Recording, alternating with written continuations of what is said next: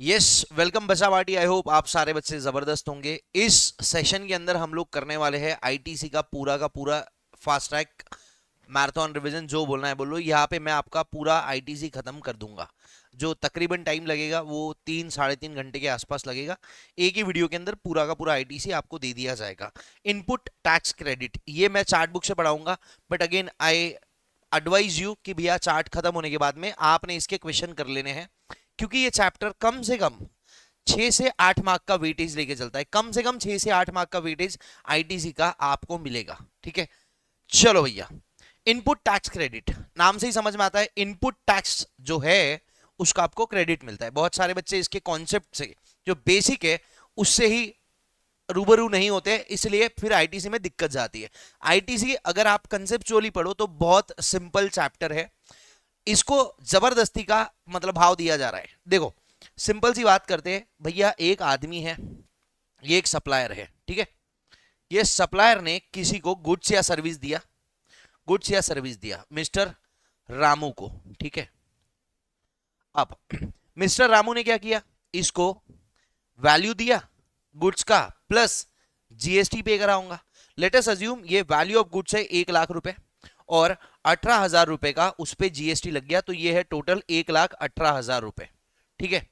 Supplier ने रामू को goods या सर्विस दिया, रामू ने सप्लायर को दिया वैल्यू ऑफ सर्विस या वैल्यू ऑफ गुड्स, प्लस उस पर 18% का जीएसटी दिया है। क्लियर है? ओके। अब ये रामू क्या करेगा, ये गुड्स का रामू ये गुड्स का क्या करेगा बताइए मेरे को। रामू ये गुड्स आइदर खुद कंज्यूम करेगा या फिर इसको किसी और को बेचेगा। अपन मान के चल लेते हैं कि भैया रामू का मैन्युफैक्चरिंग का काम है और रामू इससे कुछ मैन्युफैक्चर करने वाला है। रामू इससे क्या करने वाला है, कुछ मैन्युफैक्चरिंग करने वाला है। और जो मैन्युफैक्चरिंग करने के बाद गुड्स है उसको बेचने वाला है मार्केट में। किसी भी बंदे को मार्केट में बेचेगा। Let us assume mister A को बेचा, ठीक है। अब ए ने रामू को कुछ जीएसटी दिया है। रामू जो भी ये वैल्यू देगा ए प्लस जीएसटी देगा। अपन मान के चल लेते हैं कि जीएसटी ए ने जो रामू को दिया है वो है 40,000 रुपए का जीएसटी है। 40 छोड़ दो, 36,000 रुपए का जीएसटी है। 2 लाख रुपए की सर्विसेज है, ठीक है। प्रोसेस देख लो एक बार पूरा का पूरा। रामू ने कुछ गुड्स खरीदे जो उसके रॉ मटेरियल थे, उस पर कुछ प्रोसेस कैरी आउट करी है और उस प्रोसेस्ड गुड्स को बाद में इसने मिस्टर ए को मार्केट के अंदर बेच दिया, जिसको 2 लाख रुपए में बेचा। 36,000 का जीएसटी कलेक्ट करा। अब ये जो रामू मिस्टर ए को बेच रहा है इसको कहते हैं आउटवर्ड सप्लाई। इसको क्या कहते हैं, आउटवर्ड सप्लाई। और ये आउटवर्ड सप्लाई पे जो जीएसटी उसने कलेक्ट कर रखा है उस जीएसटी को कहते हैं आउटपुट टैक्स। उस जीएसटी को क्या कहते हैं, आउटपुट टैक्स। बेसिकली बात करें आउटपुट टैक्स मतलब वो टैक्स जो आप अपने सेल पे कस्टमर से कलेक्ट कर रहे हो, बराबर है। अब ये टैक्स रामू को 36,000 गवर्नमेंट को पे करना पड़ेगा। हाँ जी, आउटपुट टैक्स इसको पे करना है।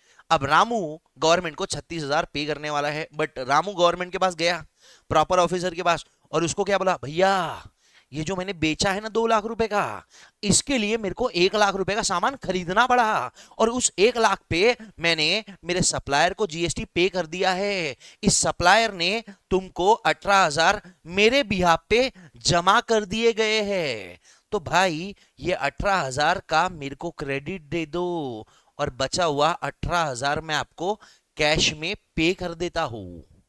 समझ रहे हो बात? हाँ जी।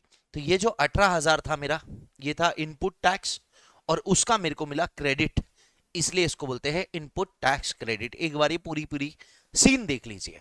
मैं आपसे ये गुजारिश करूंगा कि एक बार आप इसको फुल स्क्रीन करके पूरा का पूरा लिख लीजिए। इस पे ही पूरी की पूरी बुनियाद ठहरी है अपने आईटीसी की। तो लिख लीजिए, शर्माइए मत, पैसा नहीं लगेगा एक्स्ट्रा का।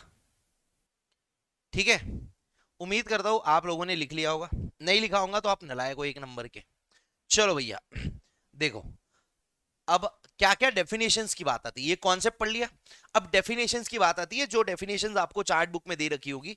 आप अगर चार्ट बुक के पेज नंबर 20 पे चले जाओगे, 19 पे, तो आपको चार्ट बुक में डेफिनेशन दे रखी है। ये जो इनपुट मिलता है ये जो इनवर्ट सप्लाई अपन ले रहे, इनवर्ट सप्लाई किस किस चीज का ले सकते हैं सर? अपन ले सकते हैं कुछ इनपुट्स, नहीं नहीं इनपुट्स मत बोलो सर, अपन ले सकते हैं कुछ गुड्स, या अपन ले सकते हैं कुछ सर्विसेज, बराबर है? ये सर्विसेज मैं ले रहा हूं, इसलिए इन सर्विसेज का नाम है इनपुट सर्विसेज।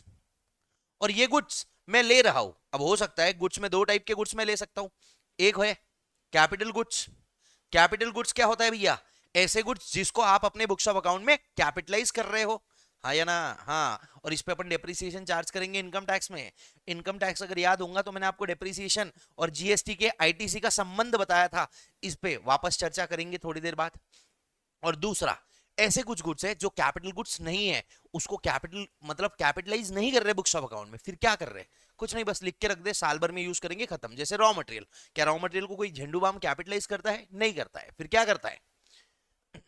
उसको बोलते हैं इनपुट्स, उसको क्या बोलते हैं? इनपुट्स। तो बेसिकली तीन चीज है जिनका अपने को आईटीसी मिलता है। काय का आईटीसी? ये आईटीसी मिलता है, आईटीसी मिलता है, ये क्या होता है भाई?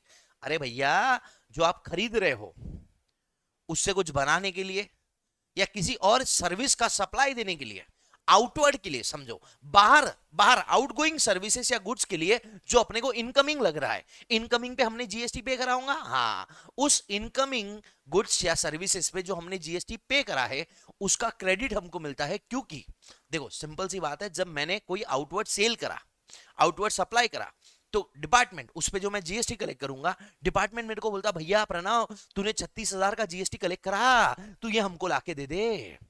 तो मैंने डिपार्टमेंट को कहा मुन्ना, ये जो 36,000 का मैंने जीएसटी कलेक्ट करा है ना, ये जो सेल करा है जिसमें मैंने 36,000 का जीएसटी कलेक्ट करा है, इस सेल करने के लिए मैंने कुछ इनपुट्स यूज करे हैं, कुछ इनपुट सर्विसेज ली है, हाँ जी, कुछ कैपिटल गुड्स भी इसमें यूज हुए हैं, हाँ जी, तो इस पे का क्रेडिट मेरे को मुन्ना दे दे, दे दे, क्योंकि ये जीएसटी तेरे पास ऑलरेडी आ चुका है। कैसे आया? मैंने सप्लायर को दिया, सप्लायर ने गवर्नमेंट को दिया। सर सप्लायर तो आप हो, अबे जिसने मेरे को सप्लाई करा वो मेरा सप्लायर, मैं जो गुड्स आगे सप्लाई कर रहा हूं उसके लिए मैं सप्लायर हूं, समझे बात? हाँ जी। तो ये आ जाती है बात। तो भैया यहाँ पे तीन चीजों की डेफिनेशन, कैपिटल गुड्स क्या होते हैं? ऐसे गुड्स जो आपने अपने बुक्स ऑफ अकाउंट में कैपिटलाइज कर रखे हैं।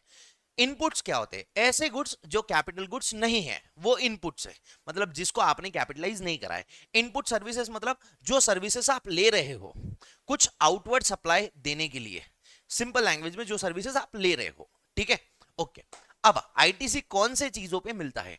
आईटीसी उन्हीं चीजों का मिलता है अगर आप ये गुड्स या सर्विसेज को अपने बिजनेस के लिए यूज कर रहे हो। मान के चल लो ये जो एसी लगा है, ये एसी यूज हो रहा है आपको सर्विसेज देने के लिए। क्या बात कर रहे हो? हाँ, एसी से मैं ठंडा हो रहा हूं, तब जाके मेरा दिमाग शांत रह रहा है, मेरे को सारे कॉन्सेप्ट याद है और मैं आपको पढ़ा रहा हूं। नहीं तो क्या होगा, मैं बोलूंगा कुछ और, सोचूंगा कुछ और, समझूंगा कुछ और, बहुत गर्मी है, समझ रहे हो बात? हाँ जी।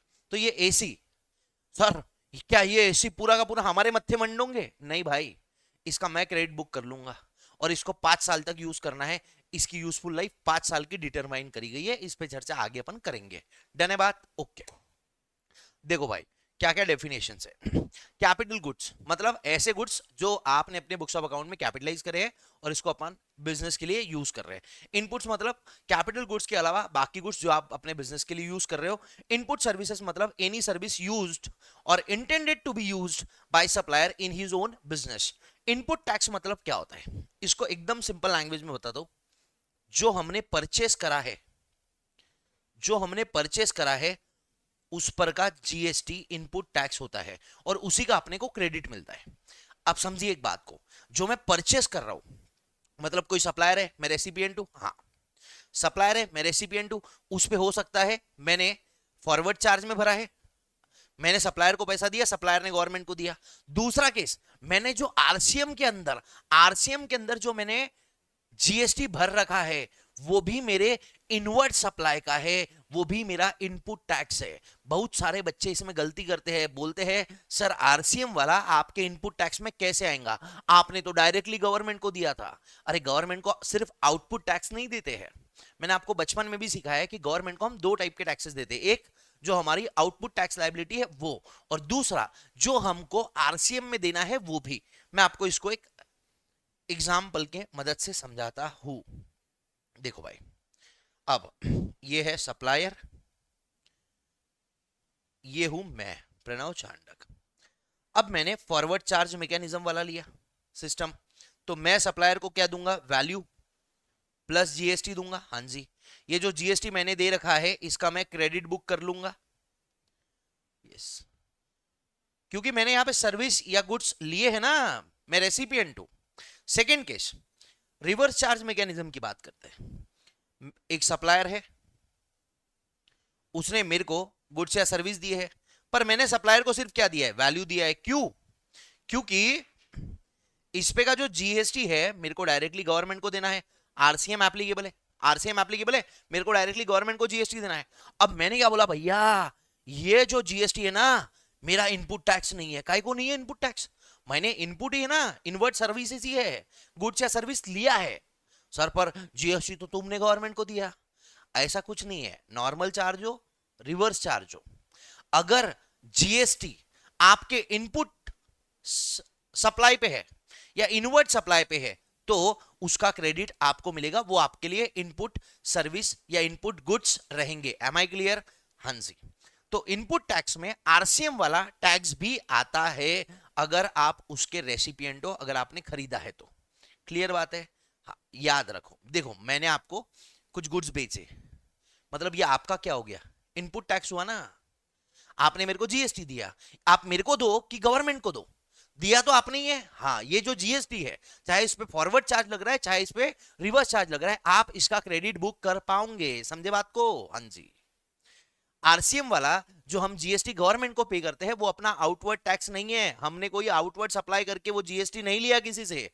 यहां तो हमारी किस्मत खराब थी, आरसीएम एप्लीकेबल था, इसलिए मेरे को गवर्नमेंट को जीएसटी पे करना पड़ा। क्लियर बात? अच्छा, इसके अलावा भी क्लियर नहीं है तो रेगुलर लेक्चर्स, ठीक है? हाँ, तो इनपुट टैक्स में क्या आता, input GST charge on any purchases for business and includes IGST charge on imported goods. अगर मैंने गुड्स को इंपोर्ट करा, अगर मैं गुड्स को इंपोर्ट कर रहा हूं तो इंपोर्ट के केस में बीसीडी और आईजीएसटी दोनों लगता है, तो आईजीएसटी का क्रेडिट मिल जाएगा। बट यहां पे मैंने लिख दिया है बीसीडी नहीं आएगा, मतलब बेसिक कस्टम ड्यूटी का क्रेडिट आप जीएसटी में नहीं ले सकते। वेरी ऑब्वियस है, दिमाग थोड़ा भी होगा तो पक्का पता है।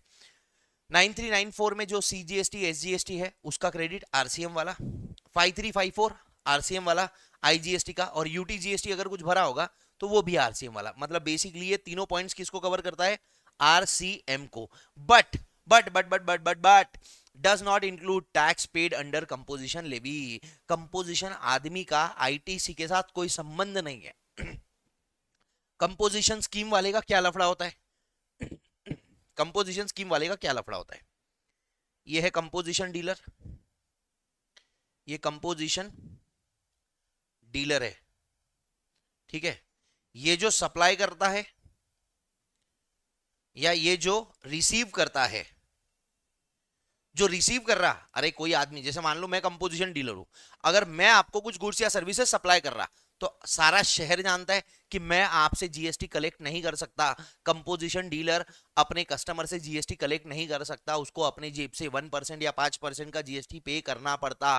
कंपोजिशन डीलर जीएसटी इनवॉइस नहीं देता, बिल ऑफ सप्लाई देता, सारा शहर जानता है।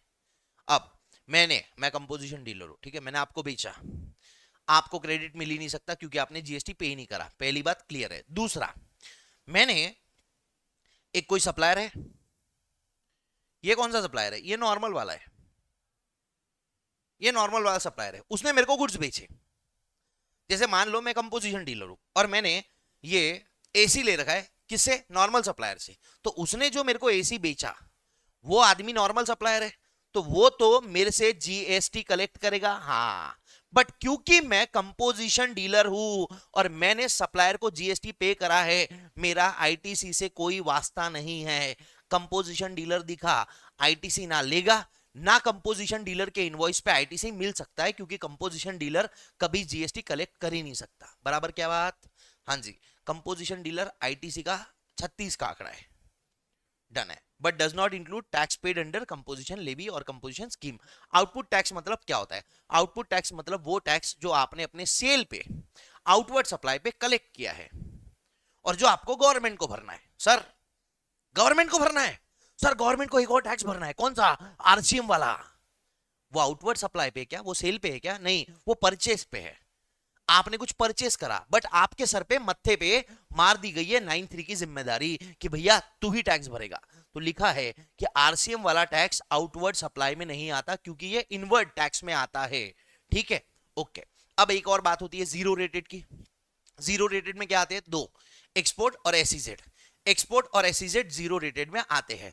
ये है तो जीरो रेटेड, मतलब इस पे आउटवर्ड जो रहेगा ना उस पे जीएसटी नहीं लगेगा, बट जो इनवर्ड है उसका क्रेडिट मिलता है। इस पे अपन चर्चा करेंगे बाद में, इस पे अपन चर्चा करेंगे। याद रखना जीरो रेटेड में दो चीजें आती है, एक्सपोर्ट एसईजेड।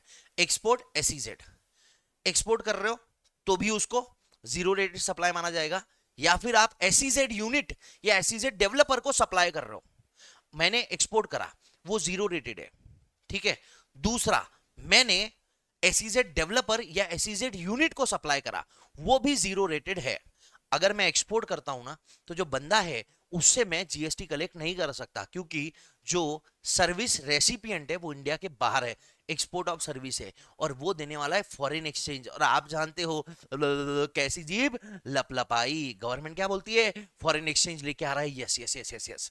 सेकेंडली, अगर सेल्स डेवलपर है या सेल्स का यूनिट है, उसको मैं कोई सर्विस दे रहा हूं, उसको मैं कोई गुड सप्लाई कर रहा हूं, तो सेल्स वाले से भी मेरे को जीएसटी नहीं लेना है, क्योंकि वो बंदा स्पेशल इकोनॉमिक जोन में आता। इससे ज्यादा एनालिसिस नहीं करेंगे। जीरो रेटेड में क्या आती है, दो चीजें, एक आता है एक्सपोर्ट ऑफ गुड्स और सर्विसेज, और दूसरा आता है सप्लाई टू एसईजेड डेवलपर और एसईजेड यूनिट। क्लियर बात है, ओके। एक्सपोर्ट ऑफ सर्विस में क्या आता है, एक्सपोर्ट ऑफ सर्विस मतलब क्या है, इसको देखो अपन कॉमन सेंस से पढ़ेंगे, रट्टा नहीं मारना है। एक्सपोर्ट, विदाई हो रही है, इंडिया के बाहर जा रहा है, सर्विस। देने वाला कहाँ होगा, इंडिया में होगा। लेने वाला कहाँ होगा, इंडिया के बाहर होगा। बराबर है, बराबर के नहीं है। सप्लायर कहाँ है, सप्लायर कहाँ है बोलो, इंडिया के अंदर। रेसिपिएंट कहाँ है, इंडिया के बाहर। प्लेस ऑफ सप्लाई कहाँ आ रहा है, जो अपन प्लेस ऑफ सप्लाई डिटरमाइन करेंगे ना, वो आना चाहिए इंडिया के बाहर। प्लेस ऑफ सप्लाई इंडिया में आ गया तो भैया लोकेशन ऑफ सप्लायर इंडिया में, प्लेस ऑफ सप्लाई इंडिया में। इंडिया इंडिया में है, इंटरनेशनल हुआ ही नहीं है, एक्सपोर्ट हुआ ही नहीं है। प्लेस ऑफ सप्लाई इंडिया के बाहर आना चाहिए।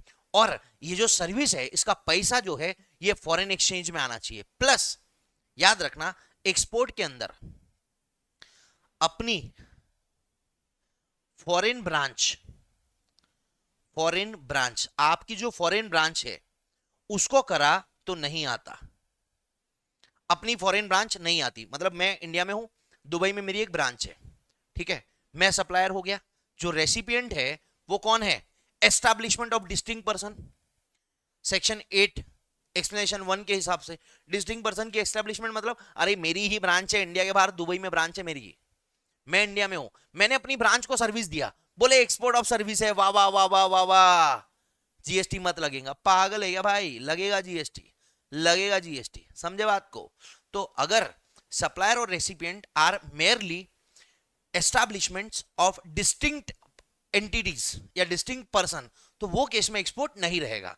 तो क्या बोलता है यहां पे कि supplier and recipient of service are not merely establishment of a distinct person. ये एक सेम आदमी की, डिस्टिंक्ट पर्सन मतलब अलग अलग लोग क्या, अरे for the purpose of GST मेरा नंबर अलग है, उनका नंबर अलग है, वो कहीं बाहर रहते हैं तो इनको डिस्टिंक्ट पर्सन बोलेंगे, बट ऐसा एक्सपोर्ट नहीं माना जाएगा। समझे बात, they should not be merely an establishment of distinct person. अगर मैं और मेरी फॉरेन की ब्रांच है, मैंने अपने फॉरेन की ब्रांच को कोई सर्विसेज दिया है तो उसको एक्सपोर्ट नहीं माना जाएगा। Am I clear on this point, am I clear on this point, because मैं और मेरी जो रेसिपिएंट ऑफ सर्विस है, we are a branch, we are merely an establishment of a distinct person. Distinct person कौन है, जिनका number अलग है बट आदमी सेम है। प्रणव चांडक महाराष्ट्र का, प्रणव चांडक गुजरात में जो क्लासेस है दोनों अलग अलग है for the purpose of GST. ऐसा रहा तो नहीं चलता, उसको एक्सपोर्ट नहीं मानेंगे। समझे बात, हाँ जी। प्लांट एंड मशीनरी, ये भी एक काम आता है। प्लांट एंड मशीनरी में क्या क्या आता है, क्यों सर ये काम का है, ये काम का है, आगे याद रखना, ये आगे अपन जब वर्क्स कॉन्ट्रैक्ट पढ़ेंगे ना तब प्लांट एंड मशीनरी बहुत काम का आएगा। आईटीसी के अंदर मिलता नहीं मिलता, प्लांट एंड मशीनरी बहुत काम का आएगा। प्लांट एंड मशीनरी में क्या क्या आते हैं, apparatus, equipments, machineries fixed to earth, जो आपने जमीन के अंदर खुदवा के रखी है बाय फाउंडेशन, फाउंडेशन क्रिएट करके, या फिर कोई स्ट्रक्चरल सपोर्ट देके। जो बड़ी बड़ी मशीन्स होती है ना उसको खड़ा नहीं रख सकते, क्योंकि जब वो चलती है तो बहुत बड़ा वाइब्रेशन क्रिएट होता है, हिल जाएंगी, गिर जाएंगी, डूब जाएंगी, तो आपको क्या करना पड़ता, स्ट्रक्चरल सपोर्ट देना पड़ता है। तो मशीन में क्या आता, वो मशीन तो आती ही है, साथ में जो उसका फाउंडेशन है, जो उसका स्ट्रक्चरल सपोर्ट है, वो भी मशीन में आता। याद रखना, मशीन में सिर्फ मशीन नहीं आती, मशीन का जो सपोर्ट है, मशीन का जो फाउंडेशन है, वो भी मशीन में आता। क्लियर है बात? हाँ, बट क्या क्या नहीं आता, लैंड एंड बिल्डिंग नहीं आती मशीन में, लैंड एंड बिल्डिंग नहीं आती, कोई सिविल स्ट्रक्चर नहीं आता, ठीक है, पाइपलाइन जो फैक्ट्री के बाहर है वो नहीं आती, और टेलीकम्युनिकेशन टावर ये मशीन में नहीं आते, ये मशीन में नहीं आते, बिल्डिंग नहीं आती, सिविल स्ट्रक्चर नहीं आता, फैक्ट्री के बाहर की पाइपलाइन मशीन नहीं आती, टेलीकम्युनिकेशन टावर्स मशीन में नहीं आते। और हमको बताया गया है कि प्लांट एंड मशीनरी का क्रेडिट मिलेगा, और ये चारों लोग प्लांट एंड मशीनरी में नहीं आते, मतलब इनका आईटीसी नहीं मिलता, इनका आईटीसी नहीं मिलता, ये लिख के रख दो। और एक बार मैं चाहता हूं आप एक बार जल्दी से एक्सपोर्ट का पढ़ लो, भाग के से वीडियो पॉज करके पढ़ लो, क्योंकि अपने पास टाइम नहीं है भाई, मतलब बहुत सारी बैचेस चल रही है, टाइम नहीं है, तो वीडियो पॉज करके पढ़ लो, मैं रुकता नहीं हूं, मैं आगे चलता हूं, आप इसको पॉज करके अपने टाइम के हिसाब से पढ़ लीजिए। कॉफी ला देना, ठीक, देखो, चलो अब ये छोड़ देते हैं, सीधा आ जाते हैं सेक्शन 16 पे। 16, 17, 18 आपके लिए रेलेवेंट है, 19, 20, 21 अभी सीए वालों को नहीं है, सीएमए वालों को है, तो उसका अलग से वीडियो सीएमए वालों के लिए आएगा। अभी मैं वो चीज पढ़ा रहा हूं जो पूरा का पूरा कॉमन है, ठीक है। Section 16, conditions for taking input tax credit. भैया क्या कंडीशंस है, आपको आईटीसी लेना है तो क्या क्या कंडीशंस आपको पूरी करनी पड़ेगी। पहली बात तो आप रजिस्टर्ड पर्सन होना चाहिए, जो रजिस्टर्ड पर्सन नहीं है वो क्रेडिट ले ही नहीं सकता। मतलब अगर मान के चल लो मैं रजिस्टर्ड पर्सन हूं, तो मैंने जो सर्विसेज ले रखी है या मैंने जो गुड्स खरीदे हैं उन पे जो जीएसटी लगा है, जो मैंने सप्लायर को पे करा है, उसका क्रेडिट मैं बुक कर सकता हूं। अगर मैं रजिस्टर्ड पर्सन नहीं हूं तो मैं क्रेडिट बुक नहीं कर सकता, ठीक है। दूसरी चीज, भैया ये जो मैंने गुड्स लिए हैं, अब मैं रजिस्टर्ड पर्सन हूं बट मैंने अपने पर्सनल पर्पस के लिए कुछ गुड्स या सर्विसेज ली है, या मान के चलो जैसे मैंने अपने घर के लिए एसी ले रखा है, तो घर के लिए एसी ले रखा है तो ऑब्वियसली उसका मैं अपने बिजनेस अकाउंट से पेमेंट नहीं कर सकता हूं, करंट अकाउंट से, हाँ जी, तो फिर इन दैट केस उसका क्रेडिट नहीं मिलेगा। रजिस्टर्ड पर्सन प्लस जो बिजनेस पर्पस के लिए है उसका ही आपको क्रेडिट मिलेगा। थर्ड चीज, इलेक्ट्रॉनिक क्रेडिट लेजर में ये अमाउंट क्रेडिट हो जाना चाहिए। मैं इसका पूरा प्रोसेस बताता हूं आपको कैसे होता है। टैक्स पेड ऑन गुड्स और services used for non business purpose, no ITC, ITC नहीं मिलेगा। रजिस्टर्ड पर्सन होना प्लस बिजनेस के लिए यूज करे हुआ है तो ही क्रेडिट मिलेगा, नॉन बिजनेस के लिए यूज करे हुआ है तो क्रेडिट नहीं मिलेगा। अब क्रेडिट मिलेगा किस बेसिस पे क्रेडिट मिलेगा, मेरे पास कुछ सपोर्टिंग डॉक्यूमेंट तो होना चाहिए, हाँ जी, वो सपोर्टिंग डॉक्यूमेंट मतलब आपके पास टैक्स इनवॉइस होना चाहिए। मतलब मैं बोल रहा हूं कि भैया मैंने कुछ परचेस करा है, मेरे को क्रेडिट दे दो, ऐसे क्रेडिट थोड़ी मिलता, उसके लिए आपके पास बिल होना, वो जो आपका सप्लायर है उसने आपको बिल इशू कराया ना, उस बिल के बेसिस पे आप क्रेडिट ले सकते हो, मतलब टैक्स इनवॉइस के बेसिस पे ले सकते हो या डेबिट नोट के बेसिस पे ले सकते हो। अगर आप गुड्स को इंपोर्ट करवा रहे हो तो कस्टम्स में बिल्टी मिलती है, बिल मिलता है, बिल्टी मिलती है, उसके बेसिस पे भी आप क्रेडिट ले सकते हो। अगर आप आरसीएम वाले हो तो आरसीएम के केस में आपको इनवॉइस तो मिलेगा नहीं, तो वहां पे सेल्फ इनवॉइसिंग का प्रोविजन है। आरसीएम में आगे वाला आपसे जीएसटी लेगा ही नहीं तो आपको टैक्स इनवॉइस क्यों देगा, जीएसटी तो मैं खुद भर रहा हूं गवर्नमेंट को, तो वो केस में सेल्फ इनवॉइसिंग का एक कॉन्सेप्ट आता है, उसको छोड़ देते हैं, ठीक है। अब ये पूरी चीज समझो कि होता कैसे है, होता कैसे इसको समझते हैं। एक सप्लायर है, मैं हूं रेसिपिएंट, ठीक है, मिस्टर प्रणव चांडक। अब मैंने सप्लायर को क्या दिया, वैल्यू दी प्लस जीएसटी दिया, कितने का, 18,000 का। मैं आपको पूरी की पूरी कंडीशंस ऑलमोस्ट सब साथ साथ में एक साथ बता दे रहा हूं। अब आईटीसी कौन लेना चाहेगा, रेसिपिएंट लेना चाहेगा आईटीसी, हाँ, तो उसके लिए क्या क्या चीजें है, ये आईटीसी रेसिपिएंट लेना चाहेगा तो पहली बात रेसिपिएंट रजिस्टर्ड पर्सन होना चाहिए। दूसरा, उसने जो गुड्स यूज करे हैं ये उसने अपने बिजनेस पर्पस के लिए यूज करना चाहिए। तीसरा, उसके पास इनवॉइस होना चाहिए जिसके बेसिस पे वो क्रेडिट ले सकता है। चौथी चीज, अब होता क्या है, जब आप सप्लायर हो तो सप्लायर ने मेरे से जीएसटी ले रखा है, तो सप्लायर भरेगा अपना GSTR1, जीएसटी का रिटर्न 1 भरता है, सेल्स रिटर्न। ठीक है, अब सप्लायर जो GSTR1 भरेगा उसके GSTR1 से मेरे GSTR2A में रिफ्लेक्ट होता है। हाँ जी, सप्लायर के GSTR1 से रेसिपिएंट के GSTR2A में रिफ्लेक्ट होता है, और अगर GSTR2A में रिफ्लेक्ट हुआ उसी के बेसिस पे मैं अपना ITC ले सकता हूं। अगर मान लो सप्लायर ने भरा ही नहीं गवर्नमेंट को जीएसटी, तो मेरे को उसके GSTR1 में आया ही नहीं, उसने दिखाया नहीं सेल करा उसने मेरे को, तो जीएसटी काय को भरेंगे गवर्नमेंट को, उसने दिखाया नहीं सेल करा। तो भैया उसने अगर उसके GSTR1 में नहीं दिखाया तो मेरे GSTR2 में नहीं आएगा। GSTR2A में GSTR2A जो है ये आपके परचेसेस का होता है और GSTR1 आपके सेल्स का होता है। अब बेचा किसने? सप्लायर ने बेचा, सप्लायर ने मेरे को बेचा, तो उसने GSTR1 भरना है, उसके GSTR1 से मेरे 2A में ऑटो पॉपुलेट हो जाएगा। समझे? ऑटो पॉपुलेट हो जाएगा। सर मेरे पास इनवॉइस है, कुछ फर्क नहीं पड़ता उस इनवॉइस का, ये इनवॉइस आपके पास है पर आपके GSTR2A में रिफ्लेक्ट नहीं हुआ क्योंकि सप्लायर ने GSTR1 नहीं भरा, तो ये इनवॉइस को रद्दी मान लो। डन बात? ओके। अगर सप्लायर ने अपना GSTR1 भरा है, मतलब सप्लायर ने अगर गवर्नमेंट को टैक्स पे कर दिया, टैक्स पेड है गवर्नमेंट को, सप्लायर टैक्स पे करेगा तभी मेरे को क्रेडिट मिलेगा। नहीं तो सोचो ना, गवर्नमेंट को जीएसटी सप्लायर ने पे ही नहीं करा और मैं गवर्नमेंट को बोल रहा हूं भैया मैंने सप्लायर को पे कर दिया है, उस सप्लायर ने तुमको दे दिया है, तुम मेरे को आईटीसी दे दो। गवर्नमेंट बोलेगी अबे पागल, तेरे सप्लायर तेरे को चूना लगा के गया। तो अगर सप्लायर जीएसटी नहीं पे कर रहा तो भैया आपको क्रेडिट नहीं मिलेगा। और इसीलिए ये प्रोविजन मालूम है क्यों लाया है?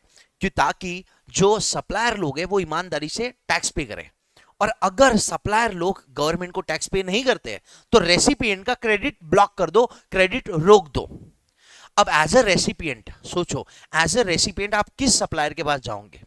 क्योंकि आपके बिजनेस के लिए आप ले रहे हो, आप रजिस्टर्ड पर्सन हो, तो आप ऐसे सप्लायर्स के पास जाओगे जो जेन्युइन है, जो खुद जीएसटी पे कर दे रहे हैं, क्योंकि आपको क्रेडिट नहीं मिलेगा अगर उसने जीएसटी पे नहीं करा तो अगर आपको क्रेडिट नहीं मिल रहा आप उसकी छाती पे जाके बैठोगे। जैसे मैंने अभी गाड़ी के टायर्स लगवाए थे, ठीक है ना, उसका मेरे को क्रेडिट नहीं मिला, मैंने वो सप्लायर को पागल कर दिया, ओ भैया तुमने GSTR1 में डाला नहीं क्या, ये सेल रिकॉर्ड नहीं करा क्या, करा नहीं क्या। वो बोलता है भैया करता हूं, रुक जाओ भूल गया था। ऐसा है, ठीक है। अब कभी कभी ऐसा हो सकता है कि GSTR1 ये तो सिर्फ आउटवर्ड सप्लाई का ये है, स्टेटमेंट ऑफ सेल्स है, उसने स्टेटमेंट में दिखा दिया कि प्रणव चांडक को उसने सप्लाई करा है, बट उसने अपना GSTR3B फाइल नहीं किया, तो क्या होगा? उसने अपना GSTR3B फाइल नहीं किया तो क्या होगा? समझिए बात को।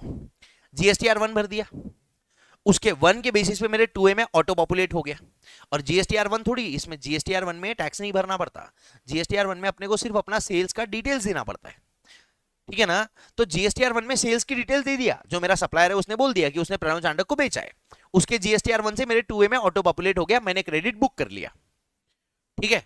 बट जब जीएसटी भरने की बारी आई उसने GSTR3B फाइल ही नहीं करा, तो अगर उसने अपना GSTR3B फाइल नहीं करा तो भी आपका ये जो आपने आईटीसी बुक कर लिया है, आपने आईटीसी ले लिया है, इसको आपको रिवर्स करना पड़ता।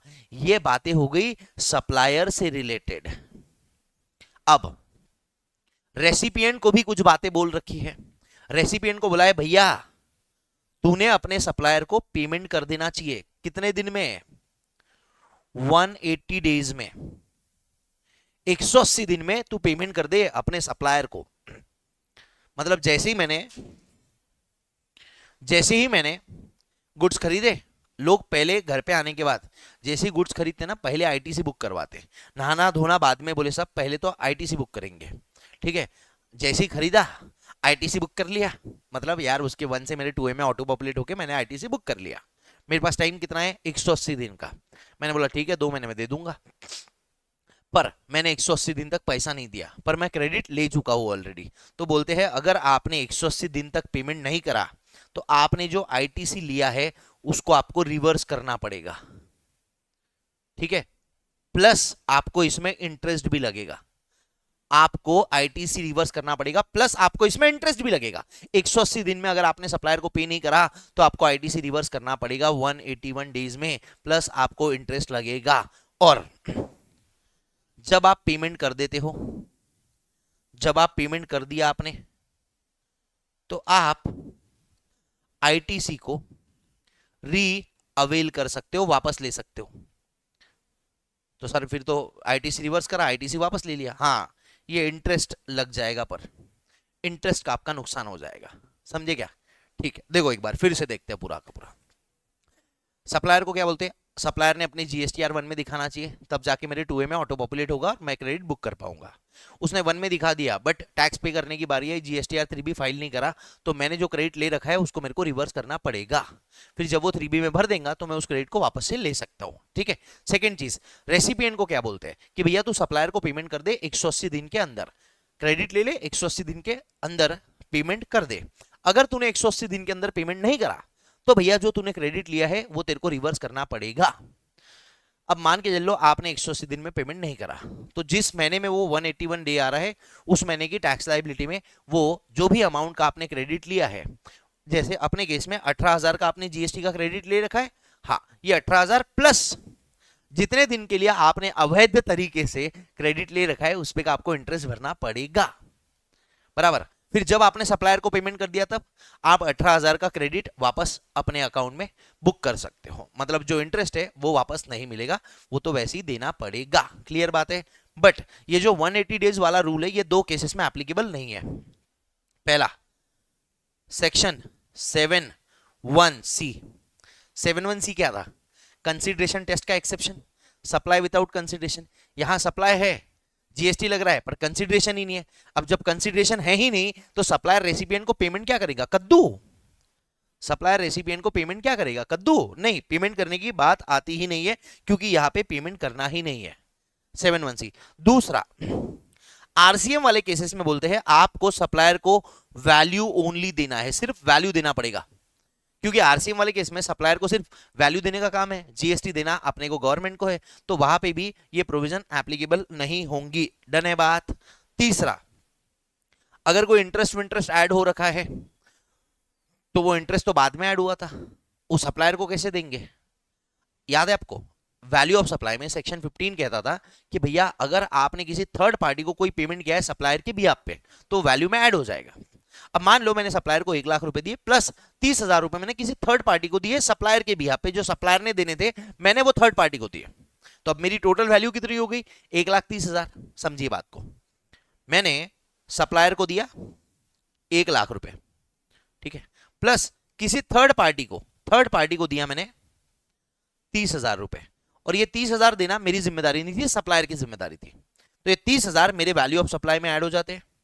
तो मेरा वैल्यू ऑफ सप्लाई कितना हो गया? 1,30,000, और ये 1,30,000 पे जीएसटी लगेगा। बट यहां पे मैं सप्लायर को क्या ये 30,000 भी देना पड़ेगा मेरे को? पूरा का पूरा 1,30,000 देना पड़ेगा? अरे नहीं सर, आपने सप्लायर को तो सिर्फ 1 लाख दिया है, 30,000 तो आपने सप्लायर के बिहाफ पे किसी थर्ड पार्टी को दिया है, एंड क्योंकि वो सप्लायर की ऑब्लिगेशन थी आपके वैल्यू में ऐड हो गई, आपको जीएसटी लग जाएगा 1,30,000 पे। तो आप सप्लायर को पूरा का पूरा 1,30,000 नहीं दे सकते हो, आप सप्लायर को सिर्फ 1 ही लाख दोगे, 30,000 तो आपने थर्ड पार्टी को दिया है ना भैया, समझे क्या बात? ठीक है, ओके। अब ये सारी की सारी है भैया प्रोविजंस, इसको पढ़ते हैं अपन एक एक चीज। अच्छा, एक और चीज आती है receipt of goods and services, मतलब ये गुड्स जिसका आप क्रेडिट लेना चाहते हो वो आपको एक्चुअल में मिल जाना चाहिए, ठीक है। अगर गुड्स आपको रिसीव नहीं हुए, गुड्स आपके यहाँ पे रिसीव्ड हो जाने चाहिए, बट अगर bill to ship to model है, मतलब बिल टू शिप टू याद है, बिल मेरे नाम पे बनाओ पर गुड्स डायरेक्टली मेरे जॉब वर्कर को दे दो, तो वो केस में गुड्स तो मेरे को मिलेंगे नहीं, जॉब वर्कर उस पर काम करके 2 महीने बाद गुड्स मेरे को वापस करने वाला है, तो मेरे को आज क्रेडिट मिलेगा कि 2 महीने बाद क्रेडिट मिलेगा? तो कहते हैं कि अगर गुड्स मेरी डायरेक्शन पे, मतलब रेसिपिएंट के डायरेक्शन पे किसी थर्ड पार्टी को दिए गए हैं, शिप करे गए हैं, तो ऐसा माना जाएगा कि जब वो थर्ड पार्टी को गुड्स मिले हैं, जब वो जॉब वर्कर को गुड्स मिले हैं, तब मेरे को मिल गए हैं ऐसा माना जाएगा और मेरे को क्रेडिट मिल जाएगा जब जॉब वर्कर ने वो गुड्स रिसीव करे। ठीक है। दूसरा होता है सर्विसेज के केस में। सर्विसेज में क्या होता है कि इनवॉइस मेरे नाम पे बन रहा है, ठीक है, बट सर्विसेज मैं रिसीव ही नहीं कर रहा हूं। जैसे मान के चल लो, अब मेरे को है ना एक ग्राफिक डिजाइनिंग सीखनी थी, मेरे को नहीं सीखनी थी, मेरे को मेरे स्टाफ को सिखवानी थी। तो आप बहुत बेहतरीन ग्राफिक डिजाइनर हो जो ट्यूशन क्लासेस देता है ग्राफिक डिजाइनिंग की, तो मैंने आपको बोला भैया देखो ये मेरा स्टाफ है अंकिता, इसको आप ग्राफिक डिजाइनिंग सिखा दो, इनवॉइस मेरे ऊपर रेज करना, क्योंकि मेरा ये बिजनेस पर्पज है, उसके लिए मैं सर्विसेज ले रहा हूं, तो मैं इस पे जीएसटी क्लेम करूंगा। बट मेरे को सर्विसेज मिली कहां पे? Bill to Pranav Chandak, services are given to Ankita. तो सर्विसेज क्योंकि आपने अंकिता को दी है, तो सर्विसेज तो मेरे को मिली नहीं, तो इसका मतलब मैं क्रेडिट बुक नहीं कर पाऊंगा। अरे नहीं नहीं नहीं नहीं सर, मेरे डायरेक्शन पे, मेरे कहने पे आपने अंकिता को सर्विसेज दिया, हाँ जी, तो ये माना जाएगा कि वो सर्विसेज मेरे को मिल गई है। Bill to ship to model बहुत आराम से इसको डिस्कस करा था। Bill to Pranav Chandak, ship to Ramu, मतलब बिल मेरे पास आएगा और शिप किसको होगा, गुड्स किसको मिलेंगे, रामू को। तो जब रामू को गुड्स मिल गए तो ये माना जाएगा कि मेरे को गुड्स मिल गए और उस पर मैं क्रेडिट बुक कर पाऊंगा। Am I clear on this point? Yes. देखो भाई, हाँ, इनवॉइस अपलोड करा, इनवॉइस और debit note in respect of supply shall be uploaded by supplier in is GSTR one, मतलब जो इनवॉइस है उसने अपलोड कर दिया है मेरे उसके जीएसटीआर1 में, मतलब मेरे टू बी में आ गया। गुड्स या सर्विस रिसीव हो जानी चाहिए।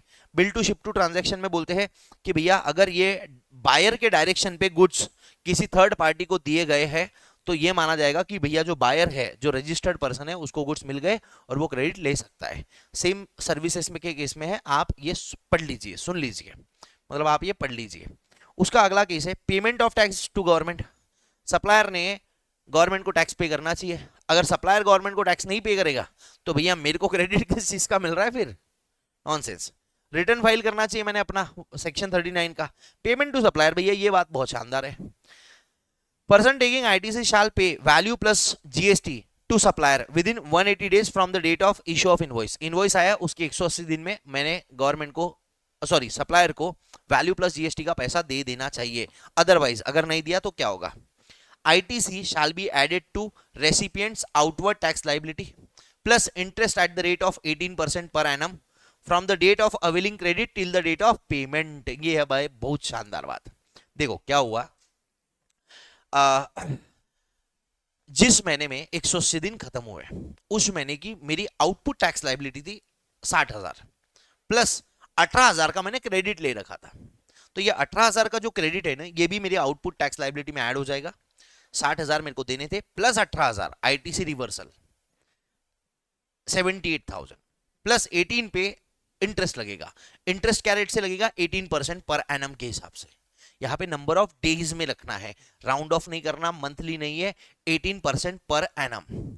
और ये इंटरेस्ट कब से लगेगा? जब से आपने क्रेडिट लिया वहां से लेके कब तक? जब तक आप पेमेंट करते हो सप्लायर को, क्योंकि जैसे ही आपने पेमेंट कर दिया आपको क्रेडिट वापस मिल जाएगा, आपको क्रेडिट वापस मिल जाएगा। पेड आफ्टर 180 डेज आप रीअवेल कर सकते हो, आप रीअवेल वापस से क्रेडिट ले सकते हो। जैसे मान लो आपने क्रेडिट आईटीसी जो आपने लिया वो लिया 5 मई 2024 को, ठीक है, और इनवॉइस कब इशू करा था? इनवॉइस इशू करा था 1/4/2024 को। इसके 180 डेज में, 180 डेज जो भी है गिन लो, ठीक है, 180 डेज तक आपने पेमेंट नहीं करा तो आपको 180 डेज खत्म होने के बाद से इंटरेस्ट लगेगा क्या? नहीं, जब से आईटीसी लिया ना तब से इंटरेस्ट लगेगा आपको। और कब तक लगेगा? जब तक आप पे नहीं करते हो, जब तक आप पे नहीं करते हो। मान लो आपने पे करा 5 फरवरी 2025 को, तो यहां से यहां तक का आपको इंटरेस्ट लग जाएगा, number of days into 18 divide by 365। Clear बात? हाँ जी, यस। एक बार ये पूरा का पूरा बना लीजिए जल्दी से, कम ऑन एवरीवन। इसको बनाना कंपलसरी है भाई, नहीं तो है ना दिमाग में नहीं घुसेगा कुछ भी। पॉज करके बनाओ, मैं रुकने वाला नहीं हूं। हाँ जी, ये नीचे का अब नीचे का बना लो, 3 केस। थर्ड वाला केस लिखा नहीं ना, payment to third party included in value of supply as per section 15। ठीक है, ये लिख लो आप, इतना बना लो जल्दी से, पॉज करके बनाइए प्लीज, मैं आगे चल रहा हूं। इसमें ना एक बहुत इंपॉर्टेंट चीज होती है, आप ध्यान से देखो।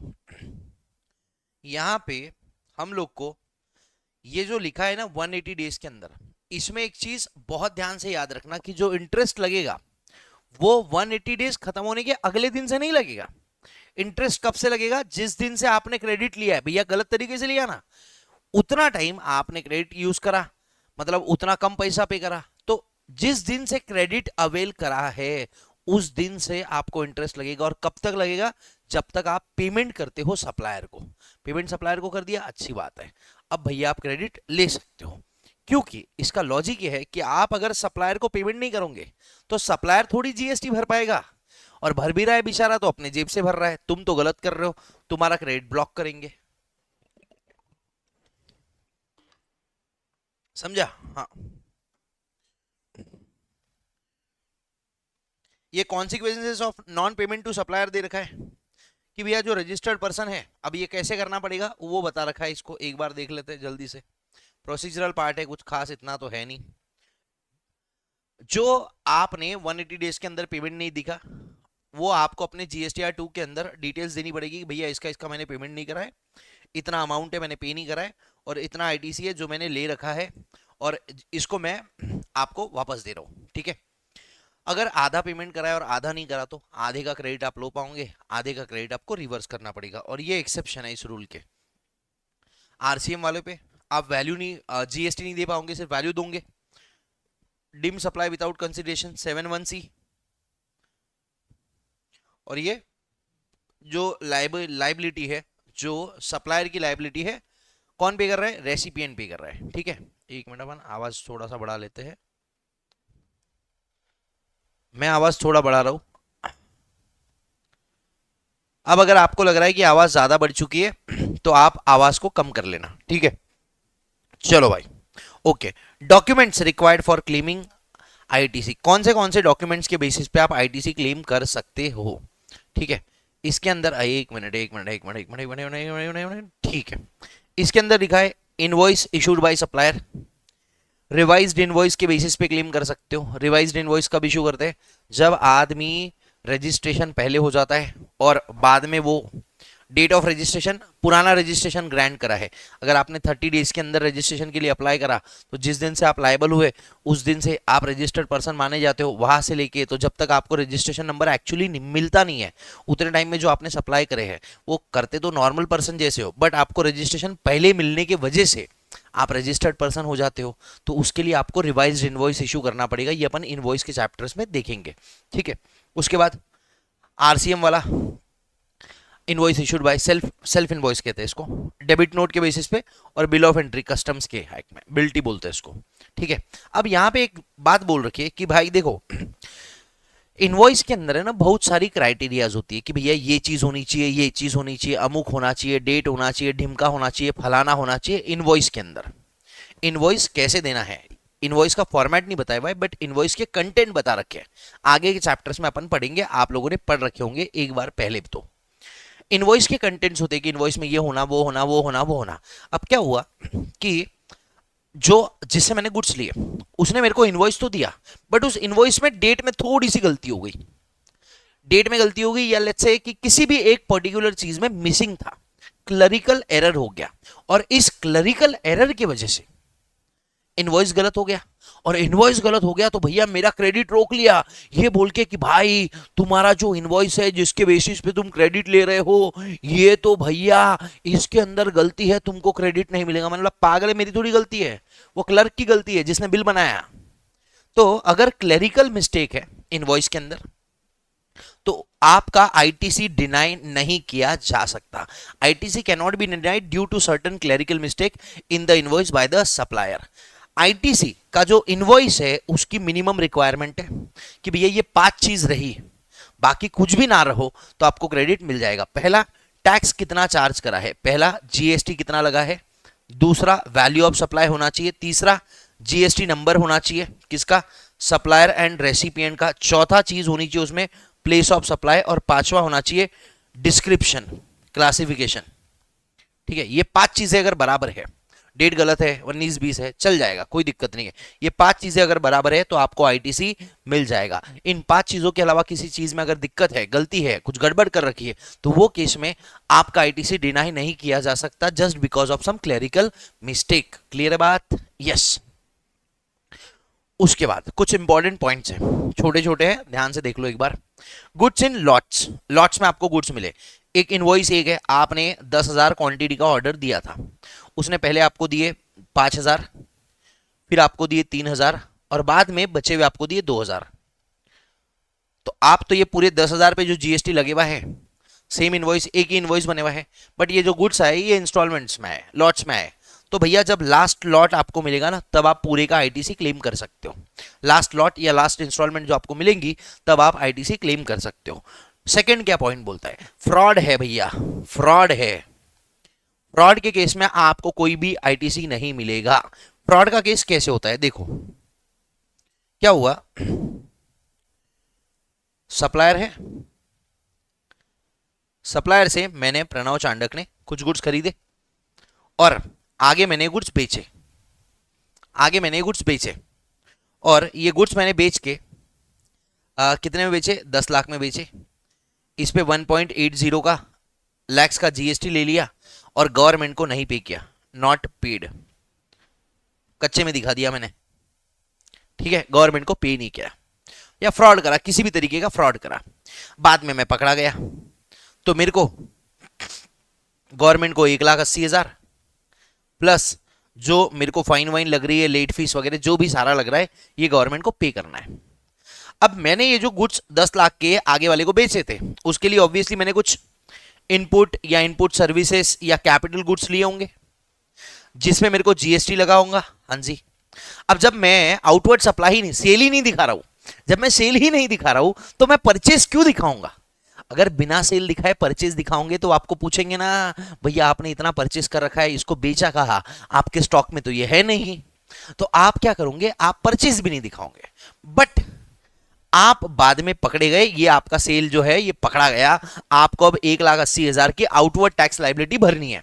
अब आपने क्या बोला, साहब साहब साहब साहब साहब मेरे को ठीक है आउटवर्ड टैक्स लाइबिलिटी भरनी है ना, मैं भरता हूँ, फाइन भी देने को रेडी हूँ, बट ये जो मैंने सेल करा है जिसकी मैंने जीएसटी की चोरी कर रखी थी, इसके लिए मैंने कुछ इनपुट्स खरीदे हैं जिसपे मैंने जीएसटी पे करा है, मेरे को इस पे का क्रेडिट तो दे दो। तो बोलते हैं नहीं मिलेगा।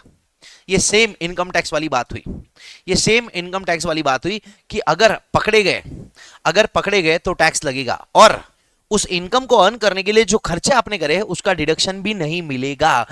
यहां पे भी सिमिलर बात है कि अगर आप सेल छुपाते हो, अंडर रिपोर्ट करते हो, कभी पकड़े गए तो उस पे का जीएसटी आपको भरना पड़ेगा। एंड ये जो सेल करने के लिए जो आपने इनपुट सर्विसेज या कैपिटल गुड्स को यूज कराऊंगा, उसका क्रेडिट भी नहीं मिलेगा। समझ आई बात? ओके। डेप्रिसिएशन, बच्चा जानता है। अगर आईटीसी आपने लिया तो डेप्रिसिएशन मिलेगा कॉस्ट विदाउट जीएसटी पे, और अगर आपने आईटीसी नहीं लिया तो आपको डेप्रिसिएशन मिलेगा कॉस्ट प्लस जीएसटी पे। मैंने कोई 1,00,000 रुपए का एसेट खरीदा है, उस पे 18,000 का जीएसटी मिले हुआ है। अब ये जीएसटी का मैंने आईटीसी ले लिया 18,000 का, तो डेप्रिसिएशन कितने पे मिलेगा, 1,00,000 पे। वेरी ऑब्वियस है, नहीं तो 18,000 डबल थोड़ी देंगे। बट अगर आपने क्रेडिट नहीं लिया तो भैया अभी 18,000 आपने जेब से पे करे, इनडायरेक्ट टैक्सेस अगर इनका क्रेडिट नहीं मिला तो एक कॉस्ट का पार्ट पड़ता है। तो अब आपको डेप्रिसिएशन मिलेगा पूरा का पूरा 1,18,000 पे। मतलब आइदर आप एक साथ क्रेडिट ले लो, या फिर बिजनेस एक्सपेंडिचर है, जैसे कार है तो कार का तो जीएसटी का क्रेडिट मिलता ही नहीं है, तो फिर कार का जो प्लस जीएसटी का अमाउंट है, मतलब टोटल अमाउंट है, उस पे आपको डेप्रिसिएशन मिलता है। डन है बात, कोई दिक्कत नहीं होनी चाहिए।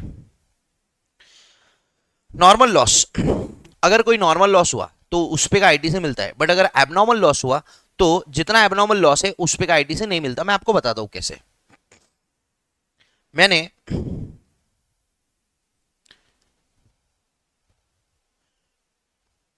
1 लाख यूनिट्स मंगवाए, 1 लाख यूनिट हुए 10 लाख रुपए पे, इस पे मैंने 18% 1,80,000 का जीएसटी पे करा। ठीक है, 1 लाख यूनिट्स मंगवाए, इस पे मैंने 1,80,000 का जीएसटी पे करा। पर जब आते आते है ना, ये 1 लाख में से 99,990 यूनिट्स ही मेरे को आए हैं, रिसीव हुए हैं। तो क्या मेरे को पूरे के पूरे 1 लाख का क्रेडिट मिलेगा? हाँ, इस पे का क्रेडिट मिलेगा। जो 10 यूनिट्स मेरे नॉर्मल लॉस है ना, ये 10 यूनिट पे कितना जीएसटी लगा होगा? 10 यूनिट पे जीएसटी लगा होगा 100, 1 लाख पे 1,80,000, मतलब 10 पे लगा होगा 18 रुपए का। तो ये मेरे को आईटीसी मिल जाएगा। नॉर्मल लॉस है तो उस जो यूनिट नॉर्मल लॉस में उस पे का क्रेडिट आपको मिल जाता है, क्योंकि 1 लाख यूनिट मंगवाए, 10 यूनिट खराब होने, सिंपल सी बात है। बट मैंने क्या करा, 1 लाख यूनिट मंगवाए, मैंने 1 लाख यूनिट मंगवाए और मैंने बोला भैया मेरे को है ना सिर्फ और सिर्फ 70,000 यूनिट रिसीव हुए, जो 30,000 यूनिट है ये मेरे लॉस हो गए। ये कैसा लॉस है? एबनॉर्मल लॉस है। तो मेरे को जो आईटीसी मिलेगा वो आईटीसी मिलेगा 70,000 यूनिट्स पे ही, इंटू 1.8 रुपीज पर यूनिट, जो भी अमाउंट है उसका क्रेडिट मिलेगा। 30,000, क्योंकि हो सकता है ना मैंने इनवॉइस लिया 1 लाख यूनिट का, बट एक्चुअल में पैसा 70,000 का ही पे करा, 30,000 का नकली इनवॉइस ले लिया और उसका आप क्रेडिट लेना चाह रहा हो सकता है, कुछ भी हो सकता है। तो बोलते भैया एबनॉर्मल लॉस है ना, उसका क्रेडिट नहीं देंगे, जो नॉर्मल लॉस हुआ है यूनिट्स का उन पे जो जीएसटी लगा है उसका क्रेडिट ले लो, बट जो आपके यूनिट्स एबनॉर्मली लॉस हुए, 30,000 थोड़ी लॉस होता है यार। 1 लाख में 30% का लॉस होता है क्या ट्रांजिट में? नहीं, तो उस पे का आपको क्रेडिट नहीं मिलेगा। ये चीज बाद में बच्चों को बहुत ज्यादा तकलीफ देती है। इसको धपाके से एक बार लिख लीजिए, जल्दी से फुल स्क्रीन कर रहा हूं, चालू करेंगे, चलो ठीक है। तुम लिखो ये, तब तक मैं अपना बैठने का प्रबंध करता हूं। अब दुख रहे पाव, लिखिए जल्दी से, ठीक है। चलो अब देखो, ये जो आईटीसी लेने की बात कर रहे थे अपन, कहा गया भैया आईटीसी, हाँ ये आईटीसी। तो ये आईटीसी कब तक ले सकते हैं अपन, इस पे बात आती है कि भैया ये आईटीसी कब तक ले सकते हैं। तो ये आईटीसी जो लास्ट से लास्ट है, पहले तो आपने जिस महीने का है उसी महीने में ले लेते हैं लोग यूजुअली, बट अगर आप लास्ट से लास्ट आईटीसी लेना चाहते हो तो वो आप ले सकते हो जो फाइनेंशियल ईयर आपका है। जैसे फाइनेंशियल ईयर मान लो 23-24 है, ठीक है, ये फाइनेंशियल ईयर खत्म होने के बाद वाला 30 नवंबर, 30 नवंबर, ठीक है। और एनुअल रिटर्न भरने का डेट, एनुअल रिटर्न भरने का due date, actual date, sorry actual date है, हाँ, क्योंकि ये इसका लॉजिक भी क्लियर है, मैं बताता हूं आपको। विच एवर इज अर्लियर, ये लिख लो इसको। देखो आपको याद है अपन ने रिवाइज रिटर्न कब भर सकते वो पढ़ा था, तो सेम ऐसा ही है कि भैया 30 नवंबर तक ले सकते हो, बट किसी आदमी ने 30 नवंबर के पहले एनुअल रिटर्न भर दिया। एनुअल रिटर्न भरने का ड्यू डेट क्या होता है? एनुअल रिटर्न भरने का ड्यू डेट होता है 31 दिसंबर, ठीक है। बट किसी को बहुत ही घाई हो रही थी, उसने 23-24 का एनुअल रिटर्न भर दिया 20 अक्टूबर को। तो अब एनुअल रिटर्न भर दिया, सब कुछ खत्म हो गया, अब काहे का क्रेडिट लेंगे भाई? नहीं। तो अगर एनुअल रिटर्न 30 नवंबर के बाद भर रहे हो तो 30 नवंबर डेट है। मोस्ट ऑफ द केसेस में एनुअल रिटर्न 31 दिसंबर के लास्ट दिन या उसके एक दिन पहले ही भरते हैं लोग, ठीक है। चलो, तो आईटीसी कब तक ले सकते हो आप? आईटीसी कब तक ले सकते हो? मैं आवाज थोड़ा कम कर देता हूं अब, ये मैंने आवाज थोड़ा फिर से कम कर दिया है, थोड़ी सी बढ़ा देता हूं। आईटीसी आप कब तक ले सकते हो? 30 November of the next financial year तक। और ये जो टाइम लाइन है ये आईटीसी को पहली बार लेने की है। अगर आईटीसी आप री अवेल कर रहे हो, जैसे 110 दिन के अंदर आपने पेमेंट नहीं करा, बराबर है, या आपके सप्लायर ने उसके जीएसटीआर 3B के अंदर पेमेंट नहीं करा है, तो आपका आईटीसी वापस लिया जाता है, रिवर्स करना पड़ता है। हाँ, बट रिवर्स करा पर पेमेंट करने के बाद, जैसे आपने 180 दिन के बाद में पेमेंट करा तो आपको आईटीसी वापस मिल जाता है ना। हाँ, तो अगर आपको आईटीसी वापस मिल रहा है, री अवेलमेंट कर रहे हो आप आईटीसी का, तो उसके लिए कोई टाइम लिमिट नहीं है। ये यहाँ पे लिख रखा है ऊपर में 30 नवंबर और date of filing annual return whichever is earlier of, और there is no limit to reavail ITC. ITC reavail करने के लिए कोई टाइम लिमिट नहीं है। I hope I am clear. Yes, चलो अगला पॉइंट, सेक्शन 60 यहां खत्म होता है। सेक्शन 17 पे आते हैं। सेक्शन 16 ही ज्यादा इंपॉर्टेंट होता है। अब सेक्शन 17 पे आते हैं। 17 में बहुत फेमस सेक्शन है 17(5). इसके जिक्र आपने कितने बार, कईयों बार सुन रखे होंगे। सेक्शन 17(1) क्या बोलता है भैया? 17(1) कहता है कि अगर कोई बिजनेस गुड्स है या सर्विस है जिसको आप पार्टली मतलब थोड़ा सा बिजनेस, थोड़ा सा अदर पर्पस के लिए यूज कर रहे हो, तो क्या होगा? जो बिजनेस पर्पस का है, जो बिजनेस पर्पस के लिए आप गुड्स यूज कर रहे हो, जितना प्रोपोर्शनेट उस पे का आईटीसी मिल जाएगा, नॉन बिजनेस पर्पस का आईटीसी नहीं मिलेगा। देखो, अभी तक हमने जो ऊपर पढ़ा वो ऐसा था कि भैया अगर कोई गुड्स को फुल्ली बिजनेस के लिए यूज कर रहे हो तो आईटीसी मिलेगा, कोई गुड्स को आप फुल्ली नॉन बिजनेस के लिए यूज कर रहे हो तो आईटीसी नहीं मिलेगा। बट यहां पे बोलते हैं कि कोई गुड्स है या सर्विस है जिसको आप थोड़ा सा बिजनेस, थोड़ा सा नॉन बिजनेस के लिए यूज कर रहे हो, तो प्रपोर्शन निकाल लो। प्रपोर्शन कैसे निकलता है इसके लिए रूल्स दे रखे हैं जो कि अपने सिलेबस में नहीं है, आपको उसका दिमाग में नहीं डालना है, ठीक है। तो कहता है कि भैया जितना प्रोपोर्शनेटली आप बिजनेस के लिए यूज कर रहे हो उस पे का आईटीसी मिलेगा, बट जो आप नॉन बिजनेस पर्पस के लिए यूज कर रहे हो उस पे का आईटीसी नहीं मिलेगा। सेकंड केस आता है जब आप किसी गुड्स या सर्विस को, देखो 17(1), 17(2) क्या कहता है भैया? एक मिनट भैया, 17(2) क्या कहता है?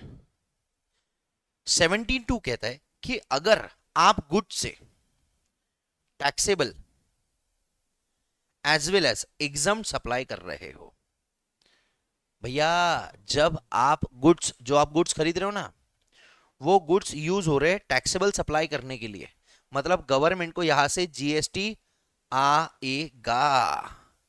एग्जम्प्ट सप्लाई, गवर्नमेंट को जीएसटी नहीं आएगा, यहां से जीएसटी नहीं आएगा।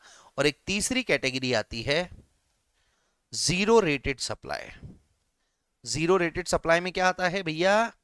जीरो रेटेड सप्लाई में आता है मुन्ना दो चीजें, एक एक्सपोर्ट और दूसरा सप्लाई टू SEZ। हाँ, तो यहां से गवर्नमेंट को जीएसटी आएगा टैक्सेबल से, हाँ, तो इसका आईटीसी गवर्नमेंट दे देती है। बट एग्जाम से गवर्नमेंट को जीएसटी नहीं आएगा, मतलब आप गुड्स खरीद रहे हो, सर्विस खरीद रहे हो जिस पे आपने जीएसटी पे करा है, और इससे आप क्या करने वाले हो? एग्जाम सप्लाई देने वाले हो। गवर्नमेंट कहती है भैया जो तुम दे रहे हो उस पे जीएसटी कलेक्ट ही नहीं कर रहे हो, तो हम तुमको आईटीसी काय का बुक करने दे, हम तुमको काय का आईटीसी बुक करने दे, तो उस पे का जो क्रेडिट है वो नहीं मिलेगा। जीरो रेटेड सप्लाई, ये दो टाइप के सप्लाई होते हैं, एक्सपोर्ट और सप्लाई टू SEZ यूनिट और डेवलपर। ये सप्लाई पे गवर्नमेंट को जीएसटी नहीं आता क्योंकि ये जीरो रेटेड है, इस पे जीएसटी कलेक्ट नहीं होता। इस पे, इसको अलग कलर में डालता हूं, जीएसटी नहीं आएगा, बट इसका आईटीसी मिल जाता है। तो याद रखना,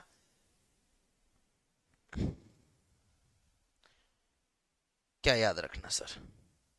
याद ये रखना है कि सेक्शन 17(2) कहता है कि भैया टैक्सेबल सप्लाई कर रहे हो आप, आउटवर्ड सप्लाई जो है आपका टैक्सेबल है, गवर्नमेंट को उससे जीएसटी आएगा, आईटीसी मिल जाएगा आपको उसके।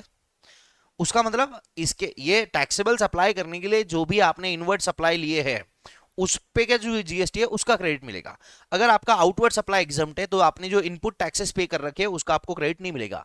अगर आपका outward supply zero rated supply है तो उस पे गवर्नमेंट को जीएसटी तो नहीं आने वाला है, बट इसको प्रमोट करना है क्योंकि यहां से फॉरेन करेंसी आएगी। सेज वाले क्या करते हैं? मोस्टली एक्सपोर्ट करते हैं, तो आपको आईटीसी दे रहे हैं। Am I clear? यस।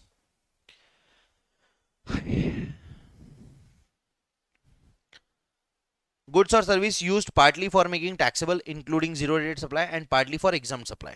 तो टैक्सेबल और जीरो रेटेड सप्लाई आईटीसी मिलेगा, एग्जाम सप्लाई का आईटीसी नहीं मिलेगा, बराबर है, ओके। अब ये बोल रहा है एग्जाम सप्लाई में क्या क्या आएगा, ऊपर जो बोल रखा है ना कि एग्जाम सप्लाई पे का आईटीसी रिवर्स नहीं मिलेगा आपको। अब सर नहीं मिलेगा मतलब मैंने एक गलती से वर्ड बोल दिया, पर अभी सुन लो। जब मैंने सप्लायर है, सप्लायर से मैंने रॉ मटेरियल खरीदा और मैं ये रॉ मटेरियल से आउटवर्ड सेल करने वाला हूं, आउटवर्ड सप्लाई करने वाला हूं, हाँ जी।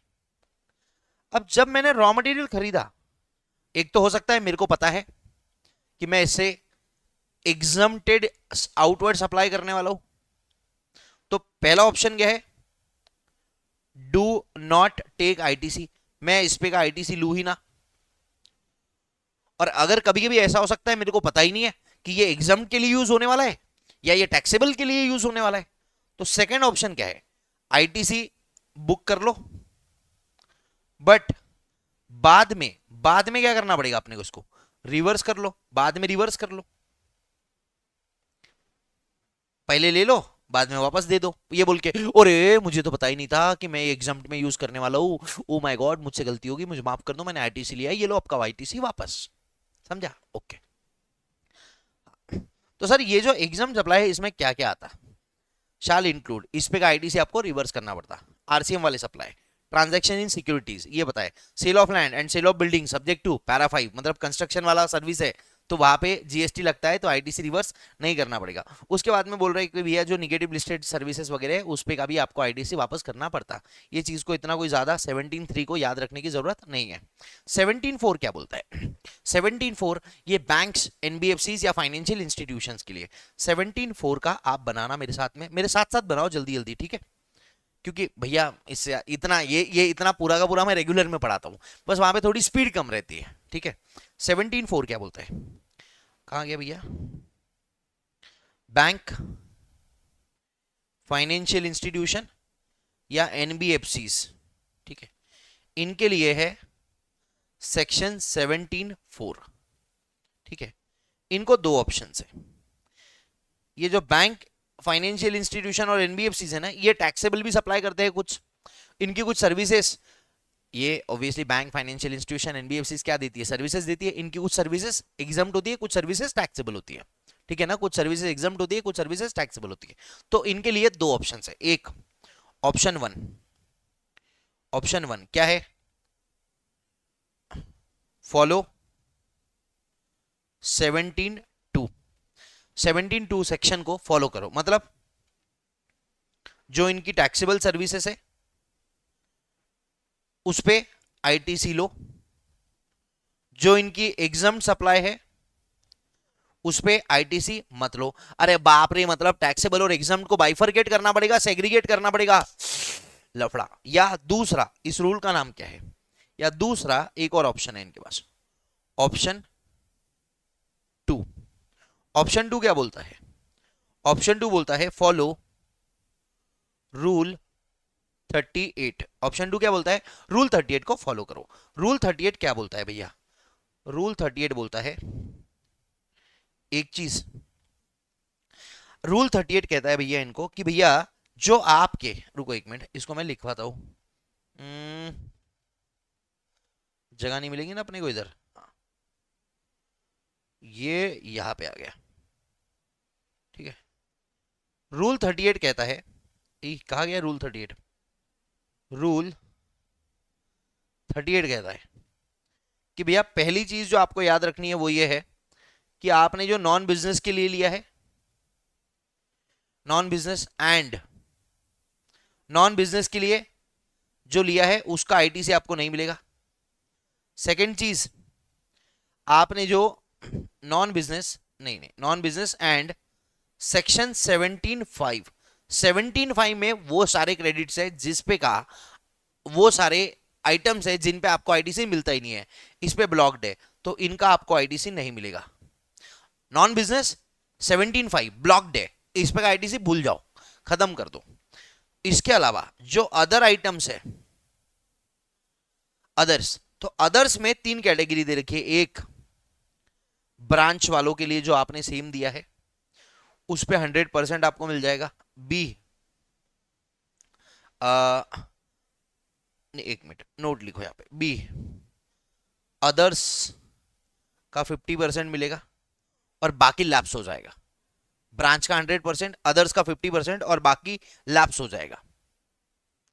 मतलब जो आपने इंटर ब्रांच ट्रांसफर करा है, एक बैंक दूसरे बैंक को देती होंगी ना, अब दूसरे स्टेट में है तो डिस्टिंक्ट पर्सन है तो उसका 100% आईटीसी मिल जाएगा, 100% आईटीसी। और बाकी लोग को जो दिया है बाहर वालों को, वो उसका 50% आईटीसी और बाकी एंड 50% लैप्स हो जाएगा। 50% क्या हो जाएगा, लैप्स हो जाएगा। इसका क्वेश्चन बना रखा है अपन ने कौन से बुक के अंदर, जबरदस्त वाला। देखो क्या बोलता है, bank NBFC financial institution supplying service of accepting deposit have two options, exercised cannot be changed. एक बार आपने ऑप्शन ले लिया तो फिर फाइनेंशियल ईयर में उसको बदल नहीं सकते। पहला ऑप्शन क्या है, 17(2) के साथ कंप्लाई करे, या फिर दूसरा ऑप्शन है जो एलिजिबल आईटीसी है उसका 50% ले और बचा हुआ लैप्स हो जाएगा मंथली बेसिस पे। अब ये कैसा बोल रखा है, सेकंड प्रोविजो दे रखा है इसमें रूल के अंदर, ये कहता है कि भैया जो 50% का रिस्ट्रिक्शन है ना, ये ब्रांचेस को एप्लीकेबल नहीं होगा। मतलब एचडीएफसी की बैंक है, एचडीएफसी की ब्रांच है कहां पे, महाराष्ट्र में, एचडीएफसी की ब्रांच है गुजरात में, तो ये अलग अलग स्टेट में है तो ये अलग अलग रजिस्टर्ड होंगे, बट ये सेम पर्सन के हैं, इनके पैन सेम है। हाँ जी, तो भैया अगर एक रजिस्टर्ड पर्सन दूसरे रजिस्टर्ड पर्सन को दे रहा है, ब्रांच ट्रांसफर है, तो उस पे जो आईटीसी मिलना है उसमें 50% का रूल एप्लीकेबल नहीं होगा। मतलब ब्रांच ट्रांसफर के केस में अगर एक बैंक ने दूसरे ब्रांच को ट्रांसफर करा और उस पे 40,000 का जीएसटी लगे हुआ है तो पूरा 40 का 40 मिलेगा, बाकी जो बचे हुए हैं उनका 50% मिलेगा। याद रखना है बात। अब रूल 38 क्या बोलता है, to follow if second option is chosen, इनको आईटीसी नहीं मिलेगा, काय का, नॉन बिजनेस पर्पस का नहीं मिलेगा। 17(5) ब्लॉक क्रेडिट है, उनका नहीं मिलेगा। मैंने ये बताया नॉन बिजनेस का नहीं मिलेगा, 17(5) का नहीं मिलेगा, खत्म है बात। फिर जो बचा हुआ है उसमें 100% मिल जाएगा, कौन सा, बैंक वालों को, सॉरी सेम ब्रांच को, और जो बचा हुआ आईटीसी है उसका 50% मिलेगा। ये याद होगा मेरे को, आपको लगता है। इसका क्वेश्चन बता हो गया मैं आपको, इसका क्वेश्चन दे रखा है,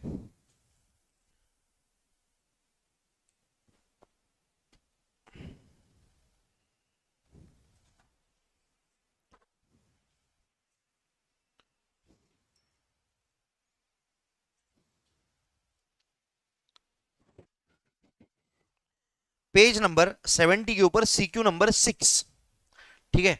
उसमें बोला है कि भैया 25 लाख का क्रेडिट अवेल करा है दिसंबर 22 में, 25 लाख का क्रेडिट अवेल करा है कब, CQ6। आईटीसी कितने का है, 25 लाख का है, out of which 5 lakh non business purpose का है, इसमें से 5 लाख नॉन बिजनेस का है, ये नहीं मिलेगा। 7 लाख अवेल्ड अंडर सेक्शन किधर, second proviso to section 14, second proviso to section 14 अभी देखा था अपन ने, सेकेंड प्रोविजो टू सेक्शन 14, ये है कितना, 7 लाख रुपए। मतलब ये कौन सा है भैया,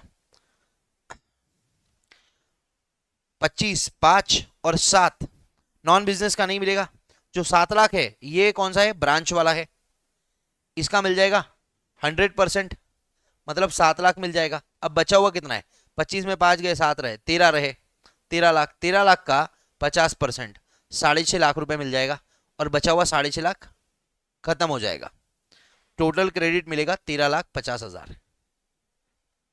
ठीक है, इसका क्वेश्चन है, आप चाहो तो चेक कर लेना, ठीक बात, ओके। उसके बाद आता है 17(5) ब्लॉक क्रेडिट, बड़ा सोपा है, जबरदस्ती का इसमें बारूद डाल रखा है, मुश्किल नहीं है, जबरदस्ती लोग इसको टफ बनाते हैं, क्योंकि भैया जब तक टफ बनाएंगे नहीं तब तक बिकेगा कैसे। तो यहां पे देखो पहला और दूसरा क्या है, पहला है मोटर व्हीकल, दूसरा है एयरक्राफ्ट एंड वेसल, दोनों को दोनों सेम टू सेम है, ठीक है। अगर मोटर व्हीकल आप ले रहे हो, कार ले रहे हो, सर कार आपने अपने बिजनेस के लिए लिया है, उसका करंट अकाउंट से पैसा पे करा है, आपको क्रेडिट नहीं मिलता कार का। कार कितनी भी बड़ी कार हो, अब कार 13 लोगों की तो रहती नहीं है, ठीक है, बस रही तो क्रेडिट मिल जाएगा, कार का क्रेडिट नहीं मिलेगा, बस का क्रेडिट मिल जाएगा। मतलब सिंपल सी बात है। और अपन यहां क्या पढ़ रहे हैं, ब्लॉक क्रेडिट, किसका क्रेडिट नहीं मिलता, काय का नहीं मिलता, कार का नहीं मिलता। मतलब लिखा है motor vehicle for transportation of passengers person with capacity less than equals to 13 लोग इंक्लूडिंग ड्राइवर। 12 प्लस 1 ड्राइवर पकड़ के 13 लोग से कम कैपेसिटी है तो वो कार में आती है और आपको उसका क्रेडिट नहीं मिलेगा। 13 से ज्यादा लोग बैठते, 14 लोग बैठते तो वो बस की कैटेगरी में आती है, बस हो मिनी बस हो जो भी हो उसका क्रेडिट आपको मिल जाएगा। बट अगर आपने कार लिया काय के लिए, आपका धंधा है ड्राइविंग स्कूल का, तो जो कार है आपका, अरे आप इसको यूज कर रहे हो सर, हम बिजनेस के लिए तो उसको भी यूज कर रहे हैं, अरे पर आपका बिजनेस ही कार से है, आपका बिजनेस ही कार का है, तब आपको क्रेडिट मिल जाएगा। जैसे प्रणव चांडक कार लेता है, मेरे को मेरी कार का जीएसटी का क्रेडिट नहीं मिला था, बट वही एक टैक्सी ड्राइवर कार लेता है तो जो आउटवर्ड सप्लाई कर रहा है उस पर जीएसटी कलेक्ट करता होगा लोगों से, हाँ, उसके अगेंस्ट उसको कार का क्रेडिट मिल जाएगा। टैक्सी बिजनेस वाला है, ट्रांसपोर्टेशन ऑफ पैसेंजर।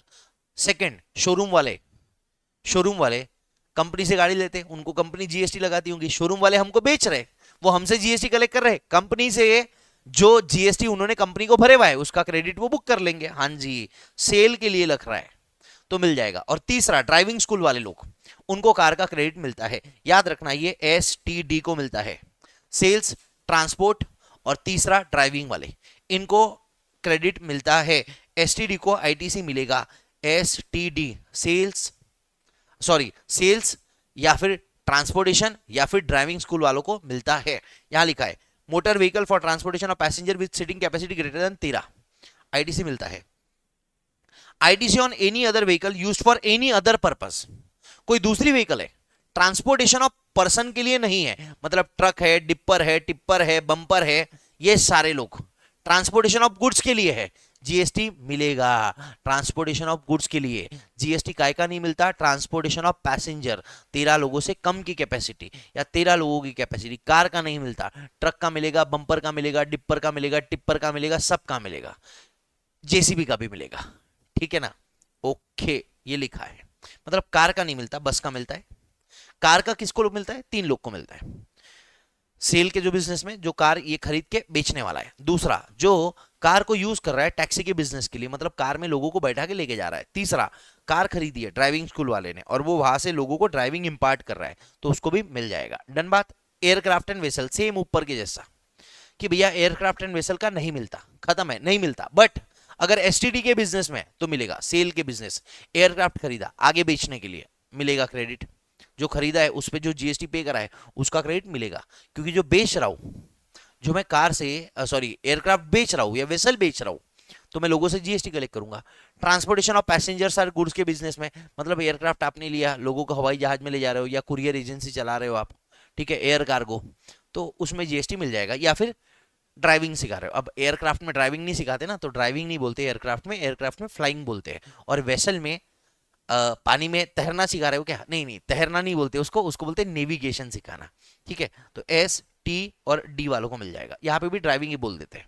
ठीक है, एकदम सिंपल सी बात है। Car, aircraft, vessel normal case में नहीं मिलता, बट अगर आप एसटीडी में हो तो मिलेगा, sales, taxi business, transportation business या फिर डी मतलब ड्राइविंग वाला बिजनेस। डन है, ओके। अगर आपको मोटर व्हीकल या फिर एयरक्राफ्ट या वेसल, अगर आपको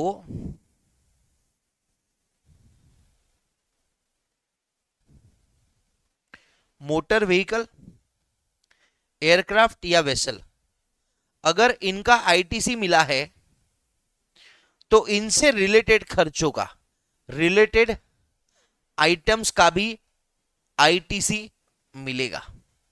अगर मोटर व्हीकल का आईटीसी नहीं मिला है तो आपको उसके रिलेटेड खर्चों का भी आईटीसी नहीं मिलेगा। जैसे मैंने कार लिया, कार पे जीएसटी लगा, क्या मेरे को उसका आईटीसी मिला, नहीं मिला, तो कार का जो रिपेयरिंग होगा, कार का जो इंश्योरेंस आएगा, कार की जो सर्विसिंग करवाऊंगा मैं हर महीने, उस पे जो जीएसटी लगेगा उसका भी क्रेडिट मेरे को नहीं मिलेगा, उसका भी क्रेडिट मेरे को नहीं मिलेगा।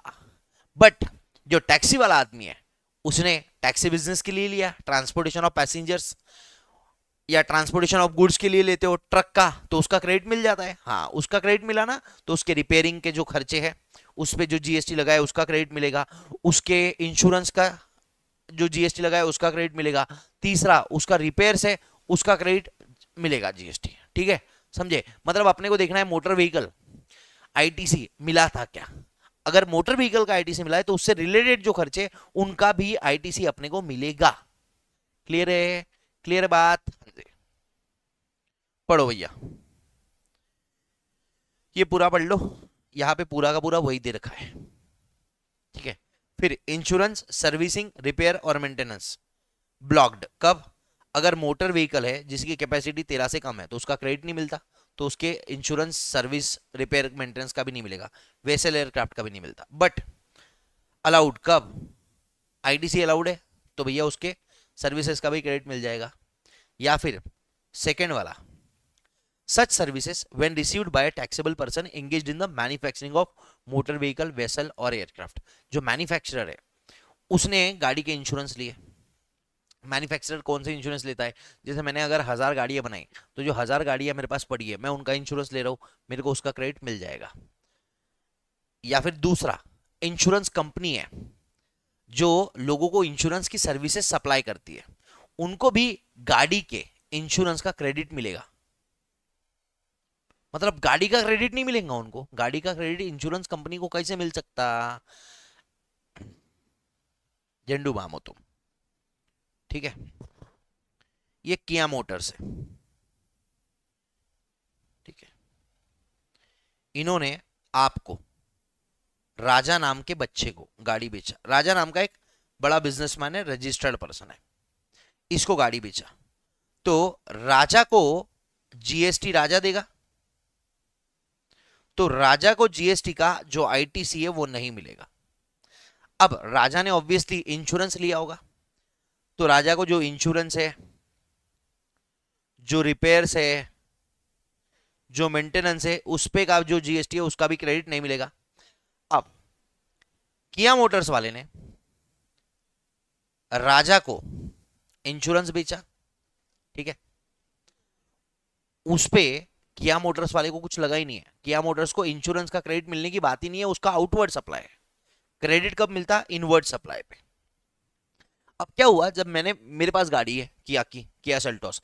अब जब मैंने किया सेल्टोस लिया था ना, तो किया वालों ने इंश्योरेंस का खुद ने काम चालू करा था, तो किया वाले मेरे को इंश्योरेंस दे रहे हैं। बट किया वालों को लगा था भैया 1 लाख यूनिट बेचेंगे अपन, उतना उन्होंने उनका इंश्योरेंस वाला बजट बना के रखा था। बट यूनिट बिक गए 5 लाख। अब किया वालों की गड़बड़ हो गई कि भैया अगर 5 लाख लोगों की गाड़ी ठुक गई और कभी गलती से क्लेम आ गया तो अपन तो डूब जाएंगे। तो किया वालों ने क्या करा, एक दूसरी इंश्योरेंस कंपनी है आईसीआईसीआई लोम्बार्ड, इनसे री इंश्योरेंस करवाया, सब इंश्योरेंस करवाया या वॉटेवर जो करवाया है, या इन्होंने अपने बचे हुए 400 इंश्योरेंस आईसीआईसीआई से इंश्योर करवा ली गाड़ियां। तो भैया ये इनको जीएसटी पे करेंगे, हाँ, उसका आईटीसी किया वालों को मिल जाएगा। मतलब किया वालों को गाड़ी का क्रेडिट नहीं मिला पर इंश्योरेंस का मिल गया, या कोई इंश्योरेंस कंपनी है उसको मिल गया, चलेगा ना भाई, कोई दिक्कत ही नहीं है इसमें, क्योंकि उनका वो बिजनेस थोड़ी है।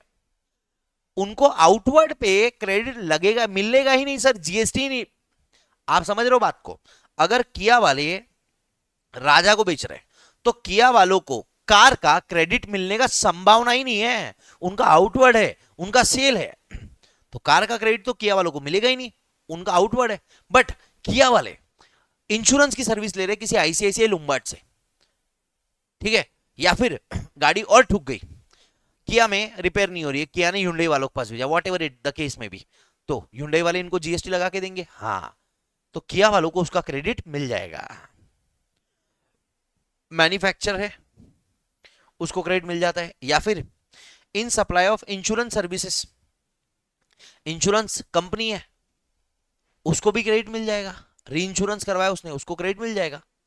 ये नीचे मैंने नोट देखो क्या दे रखा है, अगर आईटीसी, ये क्लियर हुई दो बातें, when services received by taxable person engaged in manufacturer, मतलब जो मैन्युफैक्चरर है उसको जो सर्विसेज मिल रही है, कौन सी, इंश्योरेंस की, सर्विसिंग की, या रिपेयर्स की, या मेंटेनेंस की।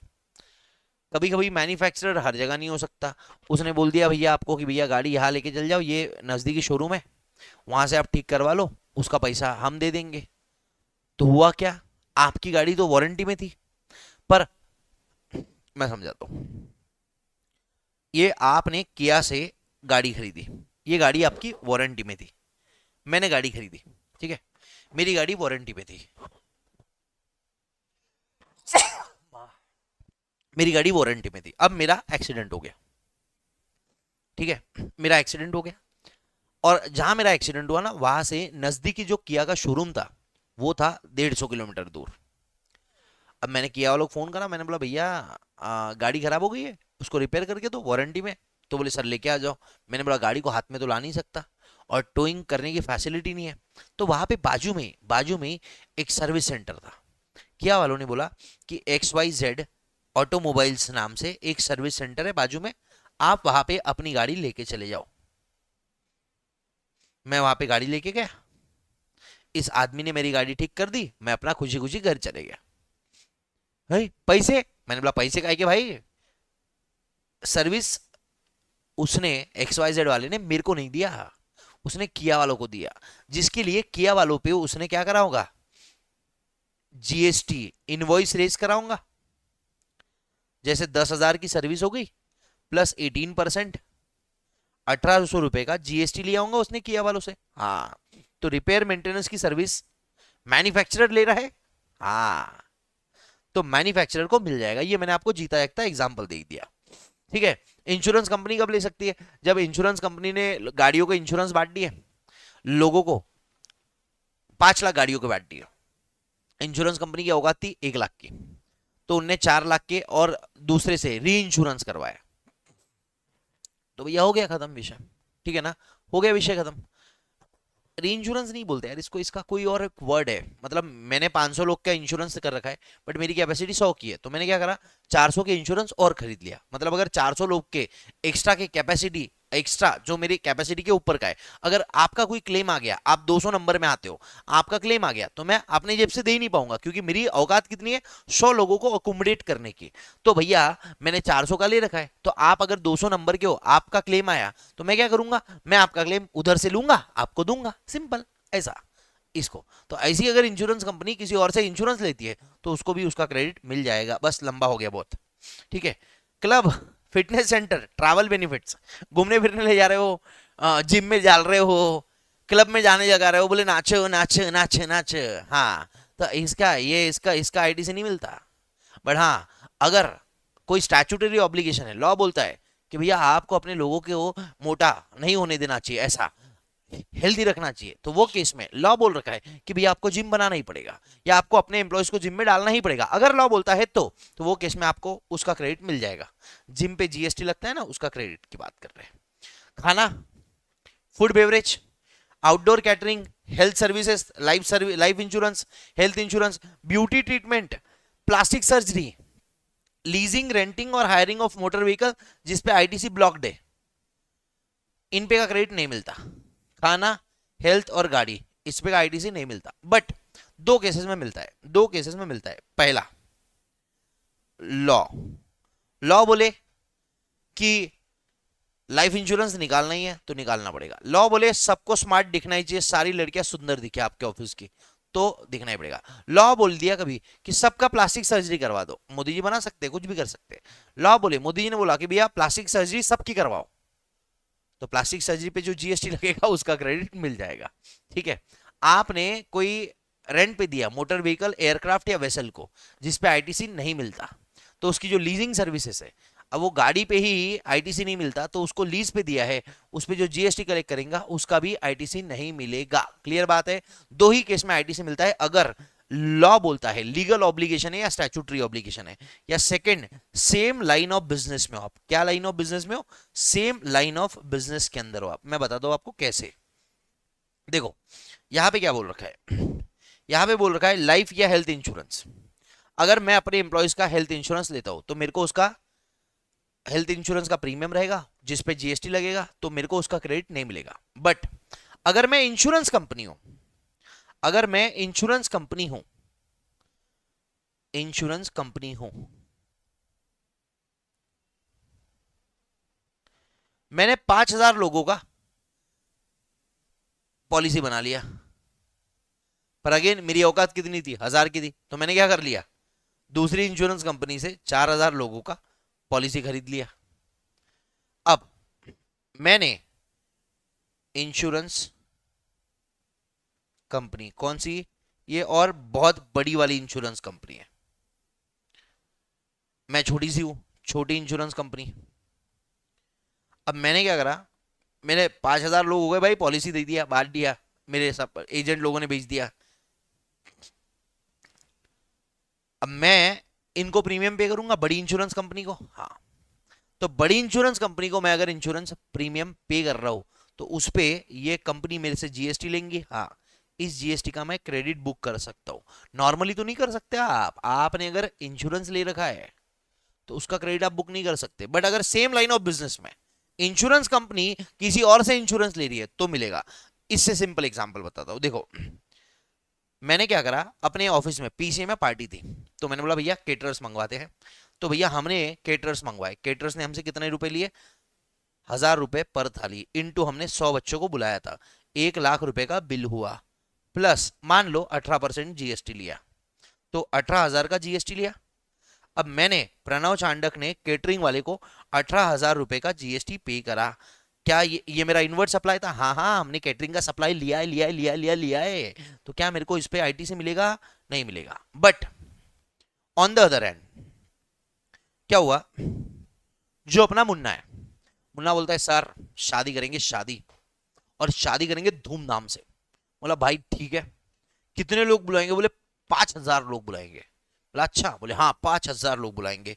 तो भैया हमने शादी में बुलाए 5000 लोग, इसके लिए हम गए रामू केटरर्स के पास, रामू केटरर्स के पास। बोला भैया दुनिया इधर की उधर हो जाए, साले खाना तो तू ही बनाएगा। वो बोलता है साहब मैं 5000 लोग का खाना बनाने की इतनी अपनी कैपेसिटी नहीं है, मैं सिर्फ 3000 लोगों का खाना बना सकता हूँ। मैंने बोला देख कुछ भी हो जाए गोली मार दूंगा मैं तेरे को, खाना तू ही बनाएगा। बेचारे की कैपेसिटी थी नहीं, तो फिर रामू ने क्या किया, शामू केटरर्स नाम से एक लोग थे, शामू केटरर्स से 2000 लोगों की सर्विस लिया, तो 2000 इसके, 3000 इसके, मेरे को 5000 की सर्विस दिया। अब मैं हूं प्रणव चांडक, मैंने रामू को 5000 कैटरर्स का बिल पे करा जिसपे मेरे को जीएसटी लगा। प्रणव चांडक को आईटी से मिलेगा क्या, नहीं, क्यों, क्योंकि मैं सेम लाइन ऑफ बिजनेस में नहीं हूं। रामू ने 2000 का शामू से लिया है, तो रामू ने शामू को जीएसटी पे करा 2000 लोगों के जो भी अमाउंट होगा उस पे। अरे शामू ने रामू को सर्विस दिया ना, तो रामू को शामू बिल देगा, शामू रामू को बिल देगा, उसमें जीएसटी चार्ज करेगा, बराबर है। अब रामू ने जो जीएसटी पे करा है शामू को, उस पे रामू आईटीसी ले पाएगा, क्योंकि रामू और शामू का जो बिजनेस है वो सेम लाइन ऑफ बिजनेस है। जो आप ले रहे हो वही आप दे रहे हो, जो आप ले रहे हो अगर वही आप दे रहे हो तो उसमें आपको क्रेडिट मिलता मिलता मिलता मिलता मिलता। सेम लाइन ऑफ बिजनेस में अगर आप ऑपरेट करते हो तो क्रेडिट मिलता। जैसे इसका एक और एग्जांपल देखो, आप इंश्योरेंस लोगों को दे रहे हो और आपने इंश्योरेंस की सर्विस लिया, आप जो इंश्योरेंस की सर्विस ले रहे हो उस पे जो आपने जीएसटी पे करा है उसको आपको क्रेडिट मिल जाएगा। रेंटिंग ऑफ मोटर व्हीकल की सर्विसेज है उस पे का क्रेडिट नहीं मिलता। जैसे मैं टैक्सी वाला हूं, मैंने आपको सर्विसेज दिया मोटर व्हीकल रेंट पे देने की, तो उसमें मैं रेंटल के साथ में प्लस जीएसटी लूंगा, हाँ ये जीएसटी का क्रेडिट आप नहीं ले सकते।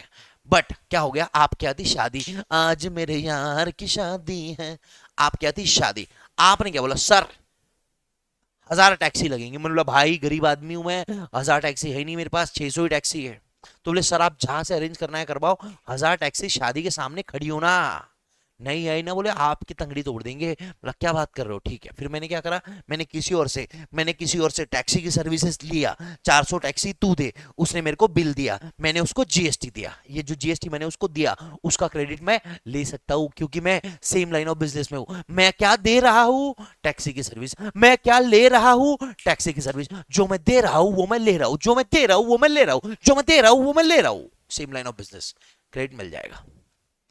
पर मैं जो आपको दे रहा हूं आप क्या दे रहे हो किसी को, आप कुछ और दे रहे होंगे, पर जो आप ले रहे हो टैक्सी, क्या आप ये देते हो, नहीं देते हो आप, तो आपको क्रेडिट नहीं मिलेगा। समझ में आई बात? ठीक है, नहीं समझा तो रेगुलर क्लास लेना। वर्क्स कॉन्ट्रैक्ट सर्विस, इसमें भी आपको क्रेडिट नहीं मिलता। बट इसमें बहुत सारी चीजें हैं, पर रुक जाओ एक मिनट, आप ये लिख लो पहले। जो आप ले रहे हो वही आप दे रहे हो, मैं इसको बड़ा कर देता हूँ। जो बच्चे बेचारे मोबाइल में देखते हैं उनको तकलीफ हो जाती है, और तब तक मैं पानी भी पी लेता हूँ। चलो, डन है। अब देख क्या बोलता है, works contract services for construction of immovable property. Immovable property के कंस्ट्रक्शन के लिए जो आपने वर्क्स कॉन्ट्रैक्ट सर्विस ले रखी है उसका क्रेडिट नहीं मिलता। क्या लिखा है? Other than plant and machinery.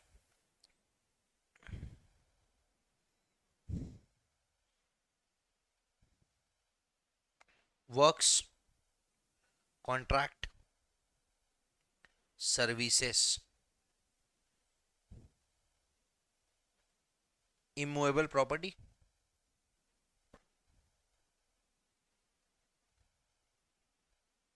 Plant and machinery. Immovable property का no ITC, plant and machinery पे आईटीसी मिल जाएगा। ठीक है, रात के 8:15 ये लोग ड्रिलिंग कर रहे हैं, नालायक कहीं के। आपको सुनाई नहीं आया होगा ना, आप चिंता मत करो, मैं ऐसे ही करता। अब हमने देखा था प्लांट एंड मशीनरी में 4 चीजें नहीं आती, telecommunication towers, pipeline laid outside the factory, land and building plant and machinery में नहीं आती।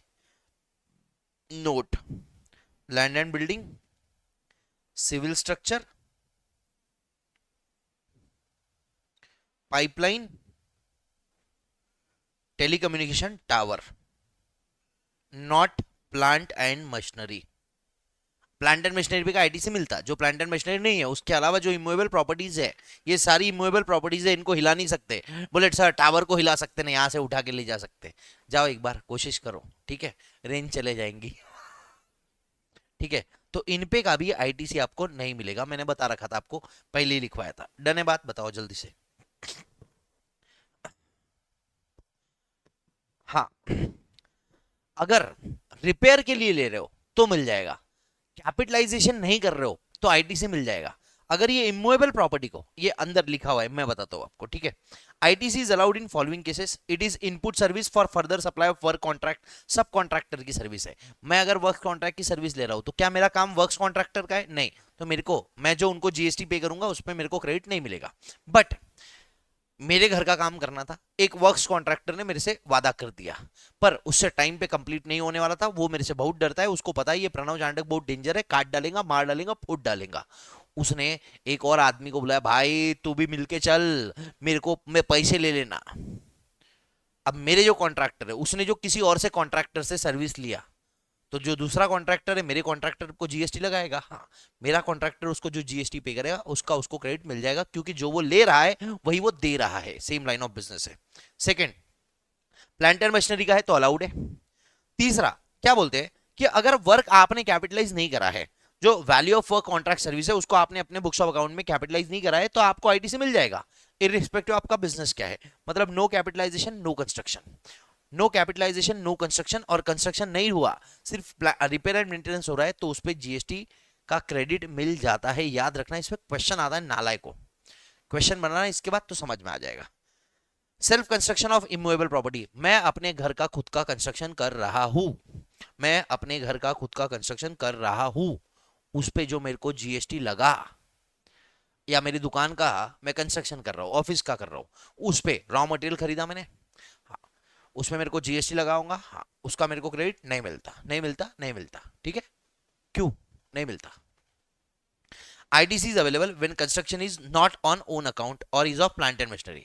But अगर मैं प्लांट एंड मशीनरी का कंस्ट्रक्शन कर रहा हूं, भैया प्लांट एंड मशीनरी दिखी ना तो अच्छा काम कर रहे हो, इससे आप कुछ करने वाले हो, प्लांट एंड मशीनरी से आप कुछ प्रोडक्शन करने वाले हो, जिसको बेचोगे, जीएसटी कलेक्ट करोगे, गवर्नमेंट को देंगे, तो गवर्नमेंट बोलते भैया प्लांट एंड मशीनरी का क्रेडिट दे दो, दे दो, दे दो, दे दो, दे दो। समझ में आ रहा है? अगर तुमको ये पसंद आया और तुमने कमेंट नहीं करा वीडियो के डिस्क्रिप्शन में, या मेरे को फॉलो फीडबैक नहीं दिया कि सर मजा आ रहा है, धोऊंगा पकड़ के तुमको। और इसी बहाने मेरे को पता भी चल जाएगा कि कौन बच्चा इतने लंबे लंबे सेशंस देख रहा है। क्योंकि आजकल ये लोग को है ना आदत लग गई 40-45 मिनट में है ना पूरा चैप्टर खत्म। आईटीसी कैसे 45 मिनट में खत्म होता, घंटा नहीं होता, नहीं होता, बात खत्म है, एकदम टू द पॉइंट, सच। ठीक है। और construction is not on own account, मतलब मैं खुद का कंस्ट्रक्शन नहीं कर रहा हूं। अरे जो बिल्डर है वो बिल्डर किसी और के लिए कंस्ट्रक्शन कर रहा है, उसका धंधा है, ठीक है। तो उसकी जो आउटवर्ड सर्विस है उसमें भी जीएसटी लगने वाला है, वो जीएसटी कलेक्ट करने वाला है। तो बिल्डर ने जो ईंटें सीमेंट लोहा लगे वगैरह लाया है उस पे उसको आईटीसी मिलेगा। अगर खुद के अकाउंट पे नहीं रहा, मतलब खुद के लिए कंस्ट्रक्शन नहीं कर रहा है, किसी और का कंस्ट्रक्शन करके दे रहा है, तो उसको क्रेडिट मिल जाएगा। कंपोजिशन वालों को नहीं मिलता। Non resident taxable person NRTP, ये वो लोग हैं जो बाहर से आके यहाँ पे धंधा करते हैं। तो जो उन्होंने इंडिया में गुड्स खरीदे हैं उसका क्रेडिट उनको नहीं मिलता, उसका क्रेडिट उनको नहीं मिलता। उनको क्रेडिट सिर्फ एक चीज का मिलता है, वो है जो गुड्स वो इंडिया के बाहर से इंपोर्ट करते हैं, मतलब अपने देश से गुड्स यहाँ पे लेके आएंगे। तो जो गुड्स इंपोर्ट करेंगे उस पे लगेगा उनको IGST plus basic custom duty. हाँ जी, तो आईजीएसटी का क्रेडिट मिल जाएगा, बेसिक कस्टम ड्यूटी का नहीं मिलेगा on goods imported by him. अगर सर ये सर्विस इंपोर्ट करते हैं तो उसका क्रेडिट नहीं मिलता, सर्विस का क्रेडिट नहीं मिलता। ITC on goods imported is allowed but ITC on service imported is blocked. Done बात है। एनआरडीपी को जो गुड्स इंपोर्ट करता है उसमें जो आईजीएसटी लगता है उसका क्रेडिट मिलता है, बीसीडी का तो बचपन से ही नहीं मिलता, क्योंकि बीसीडी इनपुट टैक्स में आता ही नहीं है। अपन ने लिखा था इनपुट टैक्स में बीसीडी नहीं आएगा, पर्सनल पर्पस के लिए आपने गुड्स यूज करे क्रेडिट नहीं मिलेगा। उसके बाद सेक्शन 74, 129, 130, ये 3 सेक्शंस है जिसमें आपको शो कॉज नोटिस आती है। 74 में आती है फ्रॉड के लिए शो कॉज नोटिस, 129 में आती है जो गुड्स आपके डिटेन कर दिए गए इन्वेस्टिगेशन के लिए उसकी नोटिस आती है, और 130 में आती है कि जो गुड्स या कॉन्वियंस है जिसको कॉन्फिस्केट कर दिया उसके लिए आपको नोटिस आती है। 74, 129, 130, ये 3 सेक्शंस के तहत अगर कोई नोटिस आई और उस नोटिस के वजह से आपने कोई टैक्स पे करा तो भैया इसका क्रेडिट आपको नहीं मिलेगा। बट सेक्शन 73 में जो नोटिस आती है वो अदर देन फ्रॉड होती है और उसका क्रेडिट आपको मिलता है। इन सारे सेक्शंस को अपन और अच्छे से देखेंगे फाइनल के अंदर। तेरा एक और आ गया है CSR, लिख लेना, कॉर्पोरेट सोशल रिस्पॉन्सिबिलिटी, ठीक है। हाँ, 12 क्या बोलता है, गुड्स चोरी हो गए, गुम गए, डिस्ट्रॉय हो गए, राइट ऑफ कर दिए, डिस्पोज ऑफ कर दिए, किसी को गिफ्ट दिया, सैंपल दिया, भैया जो गुड्स चोरी हो गए इसको बेचोगे क्या? नहीं, उस पे जीएसटी कलेक्ट करने वाले नहीं हो। हाँ, तो गुड्स पे जो आपने जीएसटी पे करा है उसका क्रेडिट भूल जाओ। मालिक मैंने ऐसी 1 लाख बोतलें लाई थी, उसमें मैंने जीएसटी भरा था, उसका क्रेडिट दो। और ये बोतलें का है मैंने नॉन जीएसटी में बेच दिया, किसी को नॉन जीएसटी में बेच दिया, और ये बोल रहा हूँ कि भैया जो गुड्स है ना, बोतलें है ना, डिस्ट्रॉय हो गई, ओ माय गॉड अब मैं क्या करूँ क्या करूँ क्या करूँ। तो बोले तेरा जो आउटवर्ड सप्लाई है ये कर नहीं पाएगा ना तू? नहीं, आउटवर्ड सप्लाई नहीं कर पाएगा तो हमको मतलब लोगों से जीएसटी नहीं कलेक्ट करेगा? नहीं। हमको जीएसटी नहीं देगा? नहीं। तो भैया ये बोतलों पे जो तेरे को जीएसटी तूने भरे हुआ है ना उसका क्रेडिट नहीं देते, समझे क्या? अरे भाई जो बोतलें आप बोल रहे हो गुम गई मतलब इसको आप सप्लाई नहीं कर पाओगे। अगर आप इसको सप्लाई नहीं कर पाओगे तो जो आदमी है जिसको बेचोगे उससे जीएसटी नहीं कलेक्ट करोगे? नहीं। तो गवर्नमेंट को जीएसटी नहीं मिलेगा? नहीं। गवर्नमेंट बोलती इसका क्रेडिट भी नहीं देते, जा जो उखाड़ना है उखाड़ ले। गिफ्ट में दिया आपने, फ्री में दिया मैंने आपको, मैंने क्या करा, मैंने लेक्चर लिया, आपको फ्री में दिया, लेक्चर में फ्री में बांटने लग गया हूं। मैं बोला भैया फ्री में दे रहा हूँ, गिफ्ट है। और ये लेक्चर देने के लिए जो इनपुट सर्विसेज लग रही है इनका क्रेडिट मांग रहा हूँ। बोले भाग यहाँ से, नहीं देंगे। क्यों? ये पेन लाया मैंने, इस पे जीएसटी लगा है, पार्कर का पेन है, मैं लोगों को फ्री में बांट रहा हूँ। गवर्नमेंट को क्या लगा, मैं ये पेन को एक तो यूज करूंगा या फिर इसको आगे बेचूंगा, लोगों से जीएसटी कलेक्ट करूंगा, वो गवर्नमेंट को दूंगा। इसलिए इसी पर्पस के लिए, यही चीज को ध्यान में रखते हुए, इस पेन पे जो जीएसटी लगा था उसका मेरे को गवर्नमेंट क्रेडिट दे रही थी। ये मैं आपको बहुत पहले समझा चुका हूं, बट मैंने गवर्नमेंट के सारे के सारे जो इच्छा थी उन पे पानी फेर दिया। क्या करके? ये इनको फ्री में देके। खत्म, फ्री में दिया ना, ओके डन। आईटीसी भूल जाओ। बट हाँ, अगर फ्री में दिया है और सेक्शन 71C के तहत वो सप्लाई होता है, फ्री में आपने सैंपल दिए और सेक्शन 71C के अंदर वो सप्लाई होते हैं, तो उस पे जीएसटी लगेगा। हाँ, और अगर उस पे जीएसटी लग रहा है, सप्लाई है, जीएसटी लग रहा है, गवर्नमेंट को आप जीएसटी देने वाले हो, तो उसका क्रेडिट तो खुले दिल से ले लो भैया। ठीक है। लास्ट वाला एक नया पॉइंट आया, सीएसआर, कॉर्पोरेट सोशल रिस्पॉन्सिबिलिटी। लोग क्या करते हैं, सीएसआर के तहत बहुत सारी चीजें बांटते हैं, ठीक है, फ्री में देते हैं। मैंने आपको बचपन में इनकम टैक्स में भी बताया है सेक्शन 37 में कि सीएसआर के तहत जो खर्चा आप करते हो उसको बिजनेस एक्सपेंडिचर नहीं माना जाता, ये आपकी सोशल रिस्पॉन्सिबिलिटी है। ठीक है, उसका ना इनकम टैक्स में डिडक्शन मिलता ना यहाँ पे मिलेगा। जैसे मेरे को अपने प्रॉफिट का थोड़ा सा 2% सीएसआर करना पड़ता है, तो मैंने गुड्स खरीदे और ये लोगों में फ्री में बांटने लग गया हूँ। ये पेन, अब ये पेन जब मैंने खरीदा तो मेरे को इस पे जीएसटी लगाऊंगा, हाँ, तो मैं इसका क्रेडिट ले रहा हूँ। गवर्नमेंट क्या बोलती, भैया ये जो तू पेन फ्री में बांट रहा है ना, ये तेरे सीएसआर में जा रहा है, ये तेरा बिजनेस नहीं है, पहली बात। और दूसरा, जब तू इनको फ्री में ही बांट रहा है तो लोगों से पैसे ले रहा है क्या? नहीं। तो हमको जीएसटी देगा क्या? नहीं। तो फिर हमने तेरे को क्यों इस पे का क्रेडिट देना? क्यों क्रेडिट देना बता? नहीं देंगे क्रेडिट, समझा? यहां तक सेक्शन 17(5) खत्म हो जाता है। अब ये सेल्स प्रमोशन स्कीम में आते हैं। आपने बीच में कर दो उसको, आपने ITC in case of sales promotion scheme, आपने फ्री सैंपल या गिफ्ट्स बांटे, फ्री में बांटे, बराबर है। अब फ्री में बांटे मतलब लोगों से आप जीएसटी कलेक्ट नहीं करोगे। आप लोगों से जीएसटी कलेक्ट नहीं करोगे तो गवर्नमेंट को जीएसटी नहीं दोगे। तो गवर्नमेंट बोलती है ठीक है, ये जो फ्री सैंपल्स या गिफ्ट आपने बांटे हैं, जैसे मैंने ये पेन बांटे थे, कितना काम पड़ रहा है पेन का, ये पेन मैंने बांटे, ठीक है, इसमें मेरे को जो जीएसटी लग के आया है उसका आईटीसी नहीं मिलेगा। और मैंने अगर ऑलरेडी बुक कर लिया होगा तो रिवर्स कर बेटा, रिवर्स कर, ठीक है। उसके बाद एक और आता है, by one get one free offer, एक लो एक पे एक फ्री। तो जैसे ये दोनों सेम टाइप की चीज है, चलो ठीक है, रुक जाओ एक मिनट। हाँ, by one get one free, तो हमने बोला by one get one free, by one get one free, तो इसका मतलब क्या होता है, इसके पूरे पैसे लिए और जो दूसरा वाला ये फ्री में दिया नहीं, ये ऐसा दिखाने के लिए बोलते हैं।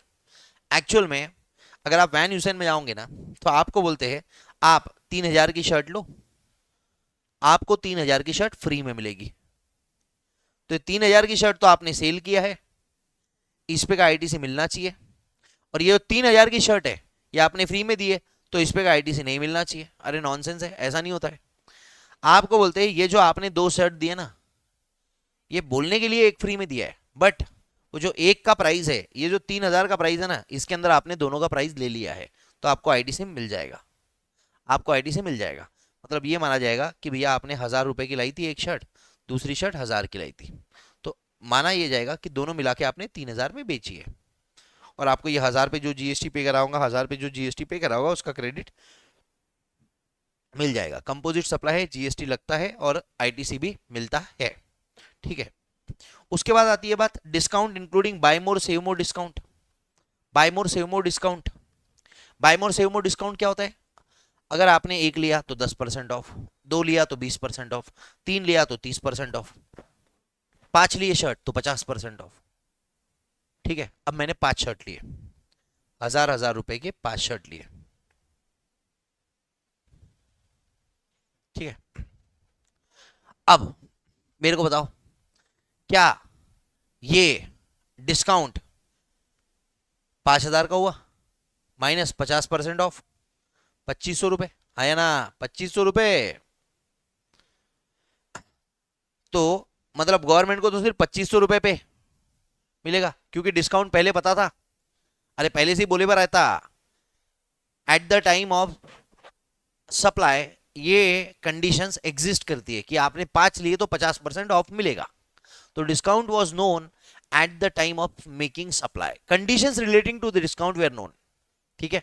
तो भैया आपको पता था, तो आपको जीएसटी लगेगा सिर्फ 2500 रुपए पे। तो आपको जो आईटीसी है वो भी सिर्फ 2500 के अमाउंट का मिलेगा। बचा हुआ 2500 का जो आईटीसी आपने ले रखा है ना, वो आपको रिवर्स करना पड़ेगा। समझा? और नेक्स्ट सेकेंडरी डिस्काउंट, ये कौन से होते? अपना एग्जांपल, पार्ले जी का बिस्कुट नहीं बिक रहा, 4 में ले लो, 4 नहीं 3 में ले लो, 3 नहीं 2 में ले लो भैया, 50% ऑफ ले लो। तो ये डिस्काउंट वो होते हैं सेकेंडरी डिस्काउंट, जो पता नहीं होते हैं, जो एट द टाइम पता नहीं होते। बाद में जैसे जैसे मार्केट की कंडीशन खराब हो रही है ना, सप्लायर और डिस्काउंट दिए जा रहा है। तो जब सेल हुआ था, जब सप्लाई हुआ था, तब ये डिस्काउंट की कंडीशंस एग्जिस्ट नहीं करती थी। तो जीएसटी जो है ये वैल्यू ऑफ सप्लाई में, सॉरी डिस्काउंट जो है ये वैल्यू ऑफ सप्लाई में से एक्सक्लूड नहीं होता है, मतलब पूरे के पूरे वैल्यू पे जीएसटी लगता है। सेकेंडरी डिस्काउंट्स माइनस नहीं होते हैं पूरे के पूरे अमाउंट पे। जैसे मान लो 5000 की चीज है, हमने पहले 5000 में बेची, बाद में हम जो हमारे सप्लायर है वो बोल रहे सर बिक नहीं रहा है। मैंने बोला चल ठीक है 4 में बेच, 1000 का डिस्काउंट ले ले, फिर भी नहीं बिक रहा है, चल 3 में ले ले, चल 2 में ले ले, 2000 में ले ले। तो ये 3000 का मैंने जो डिस्काउंट दिया, क्या ये condition at the time of supply पता थी? नहीं पता थी। तो भैया अपना जो जीएसटी लगेगा वो लगेगा 5000 पे, मतलब जीएसटी पूरे पे भर रहा है आगे वाला। काय को उसको आईटीसी रिवर्स करने बोलेंगे, भैया ले ले आईटीसी पूरा ले ले, चल ऐश कर बच्चा आईटीसी ले ले। समझी बात? समझी क्या बात?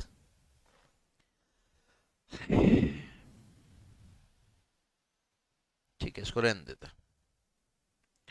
ठीक है, चलिए अब बचा है अपना सेक्शन 18, सिर्फ और सिर्फ सेक्शन 18 बचा है। सेक्शन 18 और बचा हुआ चैप्टर, बचा हुआ आईटीसी का पॉइंट अपन अगले इसमें खत्म कर लेंगे। ठीक है, अगले इसमें अपन खत्म कर लेंगे। ये सेशन को अभी यही रोकता हूँ, 1 घंटा 45 मिनट हो चुका है, मतलब मेरे को भी ज्यादा हो रहा है क्योंकि मैं भी थक चुका हूँ। अब दूसरे सेशन में मैं डाल दूंगा, दूसरा सेशन ऑब्वियसली छोटा रहेगा। ठीक है, चलिए थैंक यू वेरी मच। ये सेशन यूट्यूब पे अपलोड हो जाएगा, प्लीज मेक श्योर आप इसको अपने दोस्त भाई बहनों के साथ शेयर जरूर करिएगा। Thank you very much, make sure you love me, bye bye.